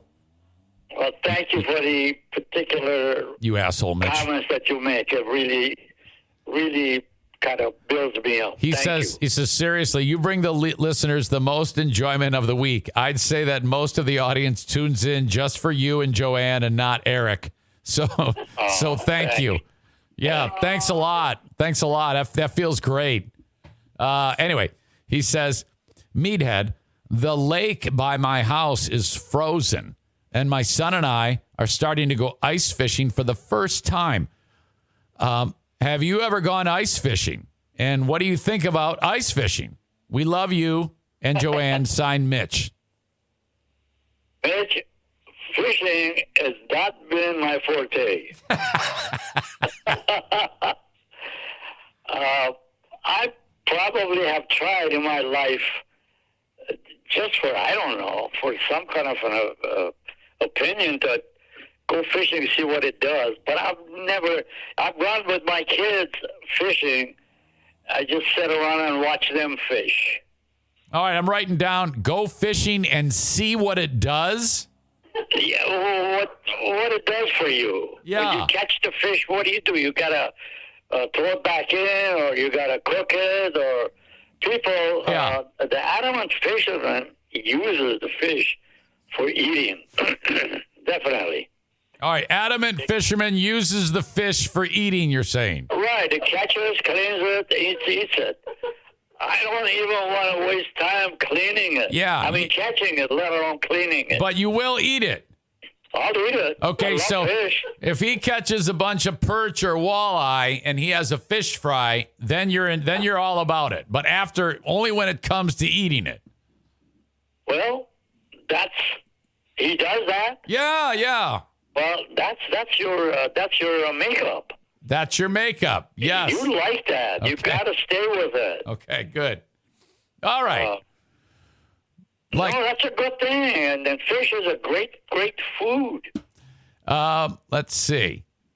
Joseph writes this. Dear Meathead, I love to hear you and your lovely wife every week. I listen to a podcast where the host is constantly pushing his friends away.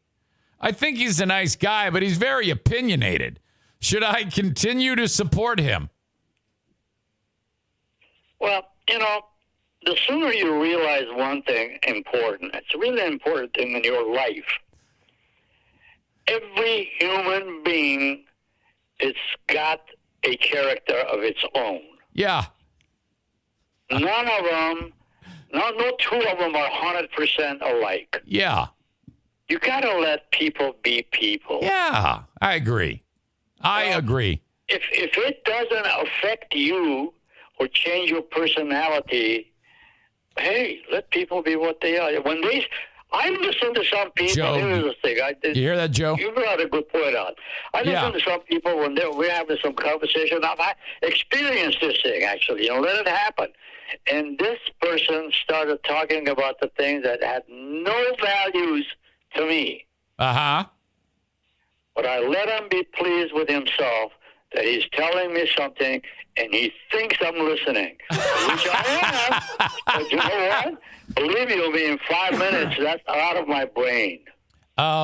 So let people do what they want to do. So do not advise them. So when people are talking, just sit there and look at them and go, yeah, and then just pretend it didn't happen. No, don't do anything. Listen, just listen. Yeah. Just sit there and go, yeah, okay. And then then at the end you go, oh, wow. Wow, that's great. And then that's it. Then they feel good because they've told you something. And then if you really want to make your point, says, oh, wow, you like that? Wow. Yeah, I like that. I did that. Oh, God. Wow, that's great. Okay.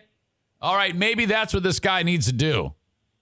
You see, here's the thing, though. We sometimes when we're in a conversation, we try to make people become us. Yeah, you got to have its own opinion, right? And people have their own opinion on anything at all that you bring up. Exactly. Opinions are like, everybody's got one. Everybody's got one. They say opinions are cheap. They do. I didn't hear that one. I used to hear him say that's my makeup. Opinions are cheap. I remember hearing opinions are like buttholes. Everybody's got one. Well, that's going too far. Okay, I'll just say opinions. Yeah, you're right. Remember, everybody, opinions are cheap. It's cheap. So when the doctor says, coming out of your mouth now, you expect me to digest that? So when the doctor says, my opinion is you should start chemotherapy, and then you say to him, yeah, well, your opinion's cheap. That's not the case. You got to him, considering him an important person, to tell you what's wrong with you. Oh, okay. All right. I got you. But when you're telling me what you did that was your opinion, well, that's not up to me to correct him. Yep. No, that's not it. It's got to be my way. Okay. Finally, my last one of the day, I think Nathan writes, Dear Meathead, how important is organized religion? Wow, that's pretty heavy. How important is organized religion? Well, that's really a good question, and I'm really not an authority because I am not a person that is organized in my religion. I have one religion, is Christianity and God, and nothing else changes me. I think he's referring to like a church. Yeah, well, so I have a church that I've been in years and years and years. Okay. Never changed them. I listen to my pastor. Yeah. And the only reason I would want to change it is the fact that, for instance, we have to go one way 25 miles to get to the church. But what he's suggesting is, you actually are involved in an organized group, that church. So what he wants to know is that important? Like, he might be the type of guy who has no affiliation, and could still believe in God. So that's why he's asking how important is. I think that's what he's asking, but he says, how important is religion? So maybe he's referring to just religion in general, It's important for fellowship. I think it's important for fellowship. I agree. I think that there's definitely something to it. Definitely. Now, church, people that go to church, I often wonder, in fact, that's a good subject that he brought up. I often wonder, what do they think? What did they really hear what the pastor said? Or do you start following what he said? Hopefully. Yeah, hopefully something sticks, you know? But you don't know. Some people just walk out, that was it. It was like a habitual thing. I've got to be in church. Yeah. But like Joanne says, it's their problem. My faith is my problem. Your faith is your problem? Well, it's my problem to concentrate on it. Wait, or I don't just sit there and get out to go home. So basically, do you walk up? Values in a preaching. So do you go up? Preaches to me, and I go to that church. Yeah, I am actually going to follow that stuff. So do you, when you start to pray, like when you say your prayers at night, do you say, "Baby Jesus, you are my problem"? No, I don't tell him that. Oh, okay, good. I was gonna say I don't have a problem with Jesus. Okay, gotcha. That would be weird if he's like, "Well, wait a minute, what did I do?" You know? No, that's right. No, I love God. I love Jesus that died for me. And just to save me, and I consider myself as a really worthless person that he saved me. I think that a lot of people who go to actually go to a church and are part of an organized religion, a lot of the relationships that they build with the other members of the church turn out to be quite meaningful and friends and things, and especially for people who might be alone. Like, let's say you're a person who's elderly and, you don't have family or God forbid, or something like that. That's very, very important, So Absolutely. I think that organized religion is important. When I go to church, I see people gather after church, Oh my God, they're talking about the cooking that they did yesterday and this and that. Well, I don't dig it. Well, yeah, that's when that's when their opinion is your problem. Really? Okay. Very good. I think you've hit the nail on the head with all of this, Dad. Well, I'm trying my best as far as that goes. No, you do a great job. People love hearing you speak. Both of you guys, seriously. Well, I love the people. I know that you have a group of people that I'm especially into their personality, to how they feel about me and Joanne. No, you're extra special to them. I mean, seriously, if you guys weren't around, they wouldn't even listen to me. They'd be like, "Oh, screw him. I don't even want anything to do with him." Half the time I wonder, God, do they really believe in some of the things that I say or what? Yeah. If you did this every day, like for a podcast, like if you sat down, let's just say I had a setup at your house where all you had to do was sit down and talk, and it would be recorded and people could listen to it, you'd be a millionaire. Oh, my God. Oh, well, thank you. Okay, well, I love you guys. Have a great rest of your day and a great rest of your week, okay? Yes, and love to you. Love you and your family. And please, please stay healthy. Oh, yeah. Yeah. And keep away from all this foolishness of diseases that we've got. I will try to keep away from disease. Yes, I will. Yeah. Okay. Okay. Goodbye, audience. Right. I love you all. Okay, see you guys. Bye-bye. There you go. Another spectacular round of Dear Meathead. My new favorite thing is hitting mute on the phone to tell you to shut up, or like one of these questions is a jab at me to some degree. Thanks a lot. That seems to be the fun thing to do. Bastards. So, all right. Dear Meathead, brought to you by the Trail of Tears over at JM Synthetics at jmsynthetics.com. Buy your oil and lubricants from the crying lube slinger, the one and only Jason Mays at JM Synthetics. Chris writes, well done, Meathead. Wish we could have Meathead's mystery lyrics again. A lot of work involved. No, not really. It's just he doesn't read well anymore. It's seriously. It's such a struggle that it's almost, I feel bad, you know? Kate says, I'm waiting for you to mess up on muting him. He's like, hey, what did you say? Lisa writes, there's a church in my area. They have a 2-page form you have to fill out to be a member and has an income threshold to be a part of their cult. Oh, what? Tell me which one that is off of the podcast. I would love to do an Eric Zane Show podcast investigation. Meathead's lyrics of mystery. Why is Eric always referencing baby Jesus? Well, a lot of the things I talk about that's a great way to... Jesus leads to comedy. Too many times I have been faced with the opportunity of pointing out that baby Jesus, talking about that YouTuber. Baby Jesus wanted him to kick that old man's ass who stole from him. Come on. Kyle writes, I've been an atheist for 20 plus years, so I don't have a response. Oh, yeah, but you're young. You see, what you're going to do is you're going to get old and you're going to be like, oh, God, I'm getting ready to die. I better find God. I better do it. And then you're going to have a crazy epiphany and you're going to try to make it all of your years of atheism in like 1 month.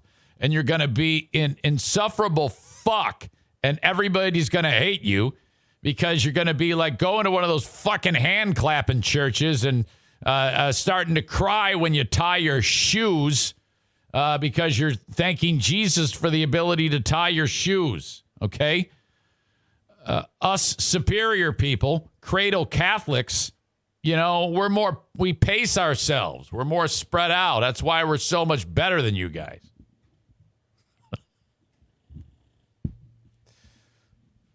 All right. R. Healy, 69, says, Joanna's amazing today. Her laugh. What a sense of humor on her. I mean, the things I say to my dad that I repeat to him that just sound so wacky. When you see me writing shit down, like these notes that I write down, like today I wrote down, adamant fish. I don't go fishing. Go fishing and see what it does. Fishing has not been my forte. I wouldn't trust him for all the tea in China. What's wrong with an alarm clock? These are all ridiculous things that flew out of his mouth. Tarantula Farmer says that's not how atheism works, Zane, but cool story. No, that's exactly how it works. I'm right, okay? At the end of the day, no matter what you say or do, I am always correct. Always. I have never been wrong about anything. Everybody knows that. If you want to hear 4 beer league idiots talk hockey, check out Just Chirpin. Chirpin is the polite term for hockey players to tell other hockey players to go F their mothers. Yeah, I'm just chirping. It's just chirping. So these 4 idiots put together this podcast. Beer leaguers telling stories for other beer leaguers to hear. You can find it at justchirpin.com. JustChirpin. Just Chirpin. Okay? You can download the podcast as well. From the website, there's links to the usual spots where they are on, including Stitcher. I think this is Odyssey. So when you put the cursor, like here they are. Look at, here's Dews. He's the one who, look, he's playing hockey but doesn't know anything about hockey. Bellinger, that's Brent. I know him. He also organizes a terrific pond hockey series called Silver Pucks. Stephan Hyde, here he is drinking a beer at Van Andel Arena on the ice. I would guess he has the most skill. I think he's in pretty good shape. And Chris, I don't even know what this picture is. I mean, he looks like he's got some kind of, I don't know, brain dysfunction. And he's just staring off into the abyss here. Wearing a hockey jersey over a collared, a blue turquoise shirt. It looks terrible. My God. Well, anyway. If you see, I put the cursor over where it says Stitcher, and then, you can click on that. And then this one, you can get the podcast there. And then you put it over the Spotify one, and nothing happens. And I said to him, I go, you might want to fix that. Spotify is a very popular place to download podcasts. Oh, okay. Yeah, sure. It doesn't work. The Instagram. Yeah, like who's going to want to check that out? The Facebook page. All right. YouTube channel. What goes on this YouTube channel? The Just Chirpin podcast theme song. Okay. We do. Oh, no. And if you play a little bit of hockey, then I'm sure you'd be chirping too. This is horrible. So I started this show with my good friend and my crazy ass cousin. So get on this mic and we'll chirp all night, 'cause we're chirping to you. Wait, that didn't work. That part did not work. So pull up a chair and grab a brew. Only 20 seconds left. And listen to Chirpin. Chirpin. Yeah, I'm talking about that nerd nine chirpin. You know I got that known chirpin. Yeah. This is going to be stuck in your head for the day. About the nerd nine chirpin. This is Dews, the dipshit who doesn't know who Gordie Howe is. Got that known bang chirpin. Yeah, wow. Oh, come on. Oh, my God. I'm giving them their money back.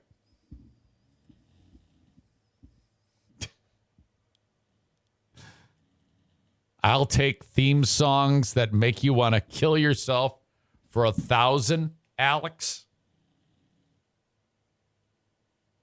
Hang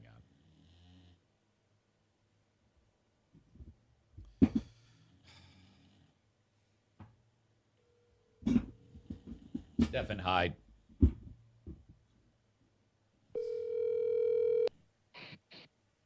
I knew this was coming. Did you? Okay. Yeah, I'm listening to the live stream. Oh my God! What a gem! I'm so glad I did that. I've got to process it, and I'm getting so many horrible comments about that. He is okay. He sure is making a mark, Dews. Yes. I mean, the interview with Ben Simon in which he announced to him he doesn't know who he is. Mm-hmm. Claiming that though he's on the hockey podcast, he doesn't know anything about hockey. Truth. And showing the musical ability right there. Will his wife make fun of him over this? Probably. That's a win. And you guys got to give him grief, too. You really do. Oh, we do. We're thank God. pretty good. When is the next recording of Just Chirpin? We're recording tomorrow. Why do you keep doing things that why do you keep avoiding doing things that will help you? I tell you things and you don't listen to me. I think Jay has the final call on all of that stuff. Yeah, but you have on your website, listen on Spotify, and then it doesn't work. It doesn't, like I put the cursor over Stitcher, I can click to Stitcher. Over Odyssey, I can click on Odyssey. Instagram, YouTube, Facebook. You go onto Spotify and it doesn't do it. So, maybe we didn't pay our Spotify bill.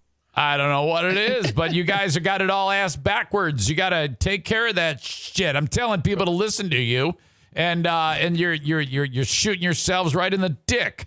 Well, you can listen on Podbean. Okay, so all right, we got to get you on all these platforms. There's a way to do that. I know you can.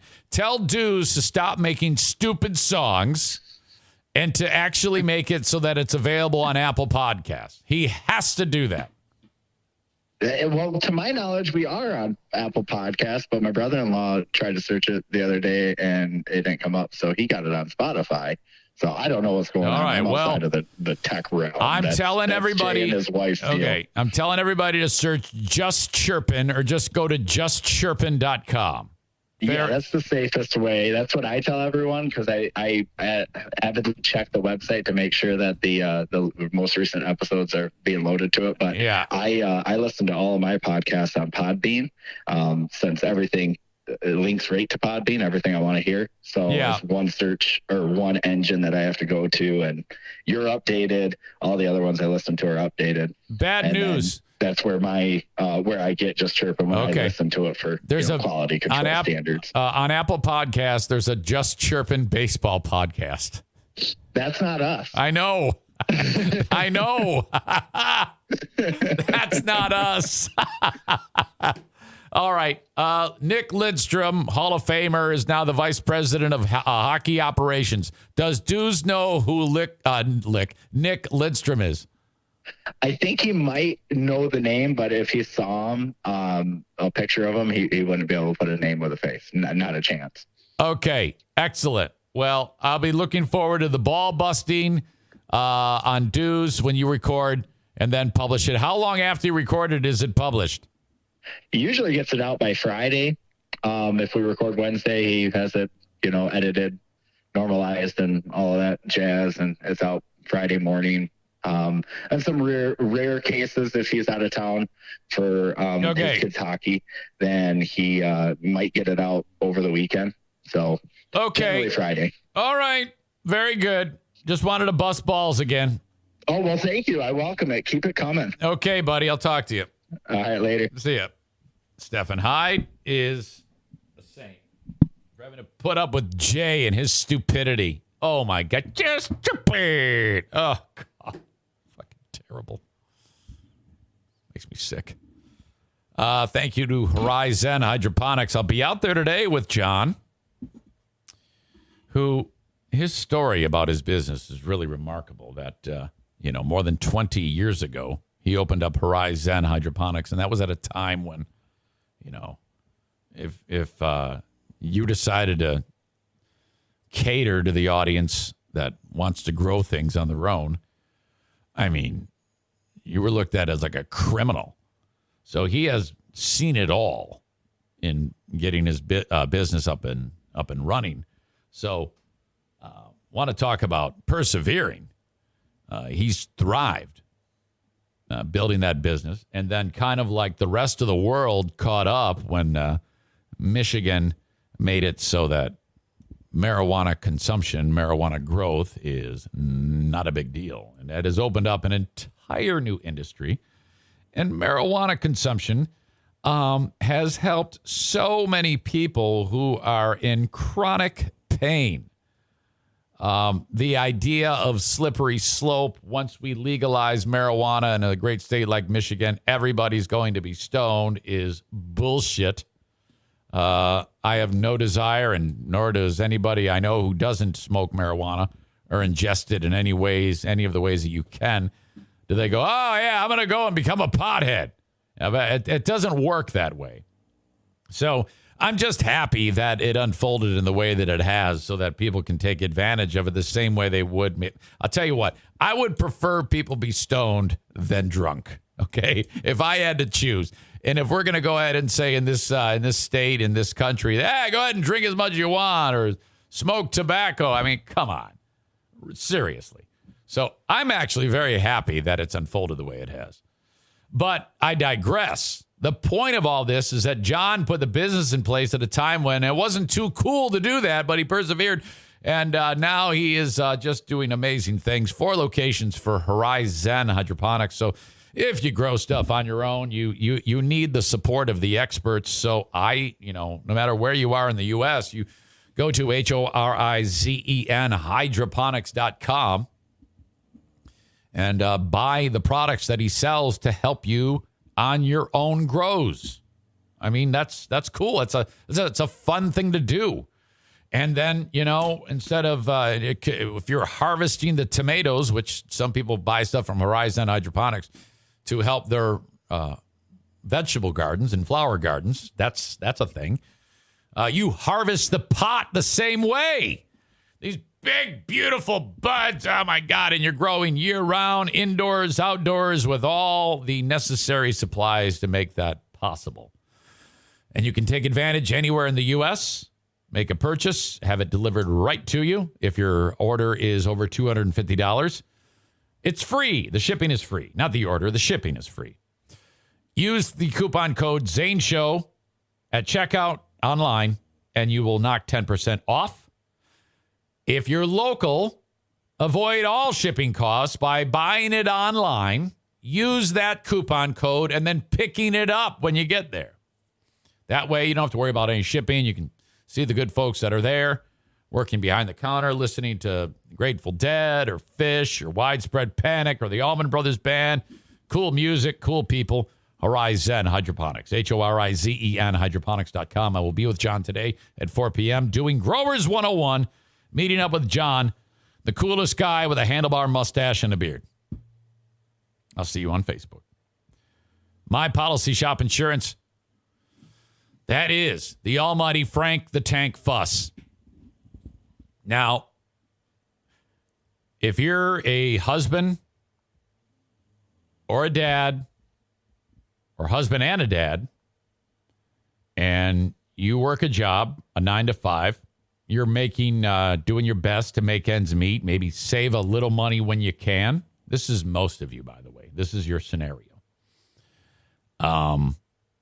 Okay, got to watch our spending, do this, do that, make all the right choices, do all the right things. And let's say mom, wife works a part-time job or doesn't work, or maybe she's the breadwinner or whatever. My point in all of this is, what happens if something terrible happens or goes wrong?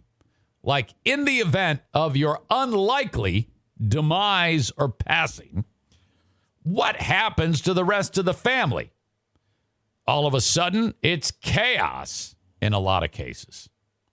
Then you're looking at GoFundMes for funeral expenses and things like that. I know this is a very heady subject matter, but wouldn't it be fantastic if you've spent a little bit of time and a small amount of money and 100% guaranteed that amazing family would be taken care of in the unlikely event of this happening? Okay, this is what my father used to do for a living. He was a life insurance salesperson. Okay. And he was damn good at it too. Great insurance salesperson. In fact, I bought a policy from him when I was like in my 20s. That was one thing. His work impressed it upon me, because you must get life insurance. You must get life. I was single at the time. And he goes, as soon as you get married, you get life insurance. I bought the policy. I still have it to this day. And then as more and more things happen in life, start having kids, I would buy more insurance. So now I've got a ton of insurance. If I die, one of you has to marry Diana, because she's going to be rich as fuck. So Dean, you can move in. if you promise to take care of her, if I croak, you can have all my money and my wife because I purchased insurance.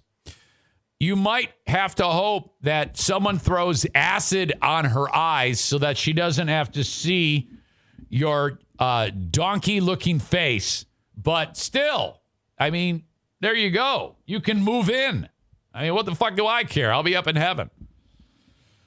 I get her back, though, when she comes to the pearly gates. You're out.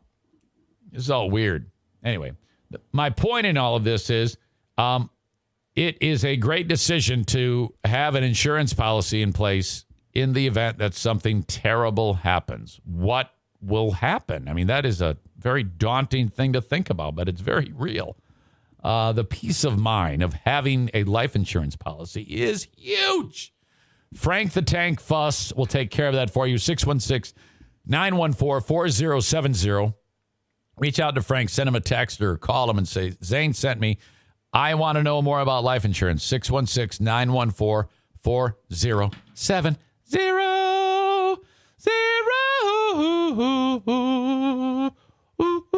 You guys want to hear the Just Chirpin podcast theme anymore? Aram says Dean can walk Jackie down the aisle. Shut up. Fucking idiot. Oh, she would not be thrilled with that. She would be, no. No, thanks. The guy who won the national championship for Georgia, Stetson Bennett IV. Isn't that his name? Yeah, Stetson Bennett IV. It actually said on the back of his Georgia Bulldogs jersey, Stetson, it said Bennett, and then Roman numerals, IV, Bennett 4. That's embarrassing. Do we really need to have the numerals on the back for people? Do we really need to say, Stetson Bennett Jr.? Do we need to throw the junior in or the senior or the 4? I don't know. Just seems like just seems stupid to me. I'm just looking at the comments. Stetson Bennett IV is the quarterback for Georgia. This guy strikes me as the type of guy who won't play a down of football outside of college. I don't know why. Georgia Bulldogs win the national championship. And I think this guy stayed out partying all night. He went on to Good Morning America the next day, and this is what happened. MVP Stetson Bennett is joining us live. Stetson, good morning, my friend. Look at this dude. Look at him. He is still drunk. Performance last night. Have you had a chance to get any sleep? A few hours. Not many. I've been wondering about. Not many. Look at this guy. Congratulations, and what a story. Not just the Bulldogs, but you. I mean, you start your career there at Georgia. If I'm Stetson Bennett, I'm like to Robin. Your shirt is way too fucking bright for me right now. I can't handle it. You're a walk-on. You transfer to a junior college. You come back to Georgia. So many people overlooked you. What have you learned about yourself during this journey? Okay, that's a lot. So, again, he's drunk. He needs to just puke and say, I have no idea what you just said. I can't even concentrate. Look at this dude. I think I always had a pretty conscious view about myself. I think I learned that life. I've always had a pretty conscious view about myself. Hard. Well, I'm glad that you've had a view of yourself of awake. You got to work for what you want. You got to bet on yourself. Okay, these are all platitudes and things that have been, he's been coached about what to say during all interviews. Just like, all you guys. And just like. He looks like death warmed over. And, everybody here, everybody who's ever been successful, you got to bet on yourself. and other people might put in some, change on the odds, but, that never really matters. You got to work hard, love the people who's around you. They got to love you, and bet on yourself. I would ask, why are black people better than white people in football? That's what I would ask. I think I always had a pretty constant view about myself, Michael, and matters. I think that's it. Love the people who's around you. They got to love you. All right, that's it. I just thought it was hilarious how he looked so freaking drunk still. He did pretty good considering. Rob Gronkowski, he needed 7 catches in the most recent game of, in the final game of the regular season to earn $1 million. Think about that. That just pisses people off. Here he is trying to convince Tom Brady to throw him the ball one more time. He's mic'd up. Check this out. Let's go. I need one more. Yeah. If I don't get the 7th catch, I have to go get a real job. Okay. That's funny. I love Gronkowski. Look at this dude. He's cracking up at that. Look at how much bigger he is than everyone else. I mean, he is remarkably huge. Look at this guy. All we got to see is Gronkowski get his catch here. What does that mean? Look at that. Cha-ching. Gronkowski has his catch bonus. Tom, good pass, dog. Thank you, dog. You just got a milli? Yeah, I got a milli. You got a milli? Oh, I got a milli. We going. Where we going? To the city. Yeah, we going to the city. With my milli. This guy's he's such a stoner. The loud. If you've seen him on these commercials for the USAA, he's the worst. So stupid. USAA Rob Gronk commercial. USA. He's so stupid in these commercials. Jimmy, who was it? What's the guy's name? Not Jimmy Kimmel. Not Jimmy Fallon. I forget his name. He wrote a book. He does a podcast that everybody listens to. Used to be on the radio. He's a comic. Damn it. What is his name? He said in his book, whoever that guy is, I'm trying to figure out who it is, that in all commercials that men are in, men are always dumbasses in the commercial. Like they always just do dumb things. It's like the wife is always the smart one, and the guy Carolla, that's it, Adam Carolla. He wrote in this book I was reading, which doesn't happen often, but the one thing I remember standing out is if you were to watch any commercial that a man is in, the man is always like super dumb. So this is Gronkowski in the stupid USAA commercial. There it is. Hey, this is Stephanie. Hi, this is Yeah, and the idea is Rob Gronkowski, this millionaire many times over, is trying to get USAA insurance because, he can't because he's not a veteran. USA, this is Stephanie. Hi, this is Robert. I'd like to get up to 30% off my auto insurance with Safe Pilot. I can help you with that. What's your member number? 87. It should be between 5 and 12 digits. Busted. This is Super Bowl champion Rob Gronkowski. I'm not a member. Mr. Gronkowski, USAA is for the military community and their families. That's what makes us special. Oh, but I'm special. Oh, my God. USAA. It's so stupid. I just want to say the R word. Can't I say it? Why can't just let me say it? Let me say what this is. You all want me to say it. Come on. Let me say it. That's exactly what that was. Oh. Well, anyway.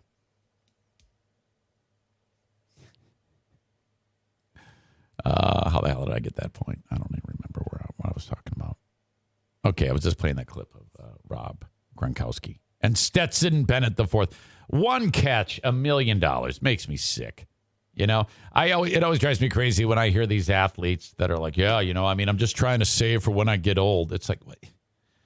seriously, if you get drafted as, let's say, a backup quarterback, and you make even the league minimum, and for like 4 years you hold a clipboard, and you can take that money, and then if you just don't spend any of it and leave it alone, and then you go off into a different lot in life, whatever that may be, it doesn't matter.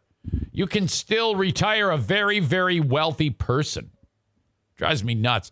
Gronkowski, though, I think he's one of these guys who is actually a saver. I was reading somewhere that all of his game checks and the money he makes from actual football contracts, he has never, ever spent it.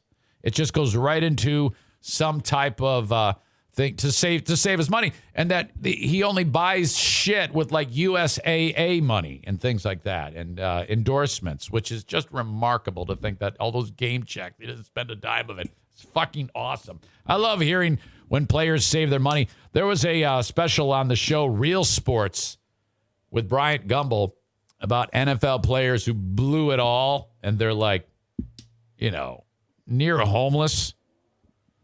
Luther Ellis is a former standout defensive player for the Detroit Lions. And, man, he spent it as quick as he could get it. He burnt a hole in his pocket, man. And then there was the NBA player just recently, forgot his name, who was living at the arena, that the team that he played for. If anybody knows that guy's name, maybe you saw that story too. He got like an $800,000 rookie contract, and he had run up all sorts of credit debt before he even signed the contract. And so he had all of the money, it was gone. So he was homeless, and he couldn't even afford money to put gas into a car. So he just slept at the arena. What the fuck was his name? Damn it. And he ended up turning it around. But that's just sickening when you hear about that. Vince Young, he's another one. Oh, my God.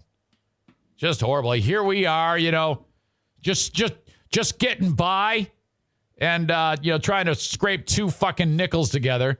And this guy is making $1 million a year and just spends it all like an asshole. Unbelievable.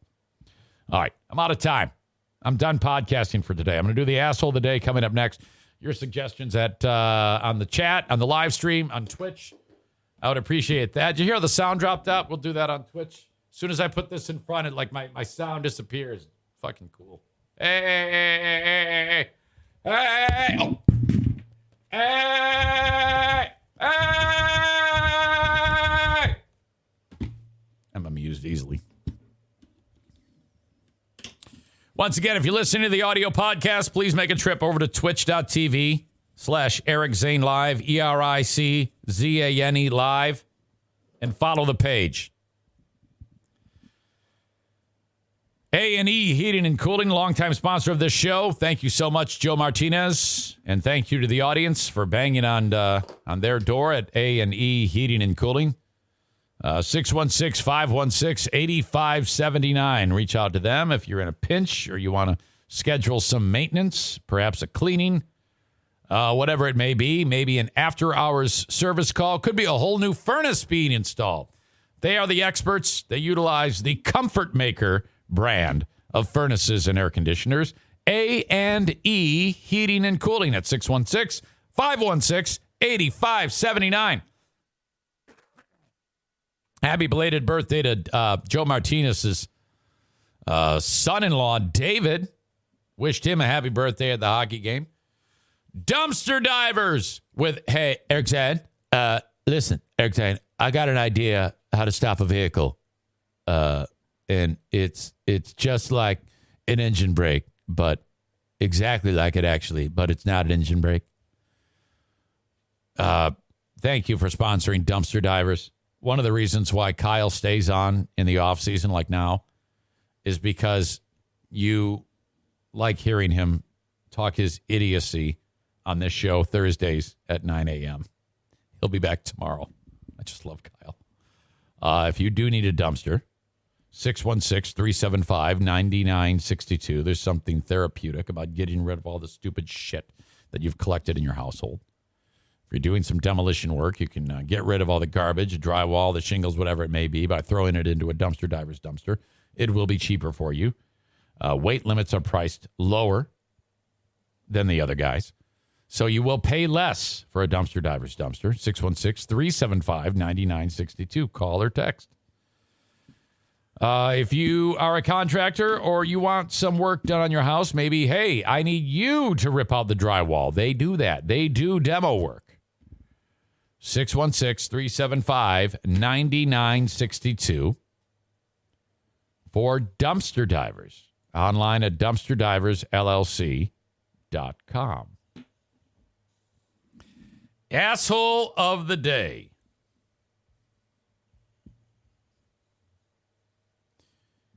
I didn't really see this coming, and it wasn't until you guys started talking about it that I said, yeah, you're right, and I understood your point of view. The millennial twat, pussy, whistling diesel, who gets robbed by this piece of shit neighbor of his and lets him off the hook. That was fucking terrible. Come on.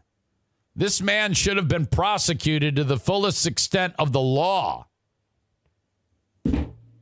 Thank you, Jason Schaefer, for showing me the light that this is all bullshit. Well done. So the YouTuber, Whistling Diesel, out. You are the asshole of the day. Jason Schaefer just wrote, all right, time to hop in the shower and play with my dick, you sick fuck. All right, folks, that's going to do it. I'm done with the podcast for today. The free podcast is over. That's it. 2 hours, 12 minutes in the books. Enjoy your day. Don't forget, reach out to me, Eric at EricZaneShow.com for paintball. All right? January 30th. That's a super spreader event, as is a super spreader event right here at Bosco's Pub. February 4th, 4 p.m. Take care, folks. Talk to you on Patreon. Bye-bye.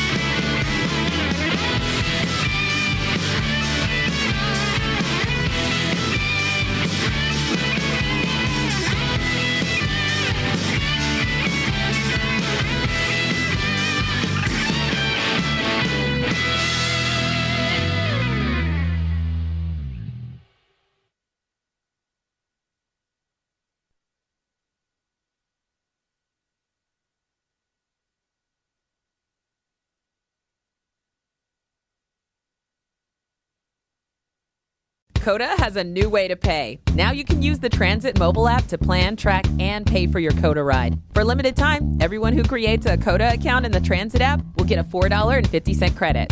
What are you waiting for? Download the Transit app today.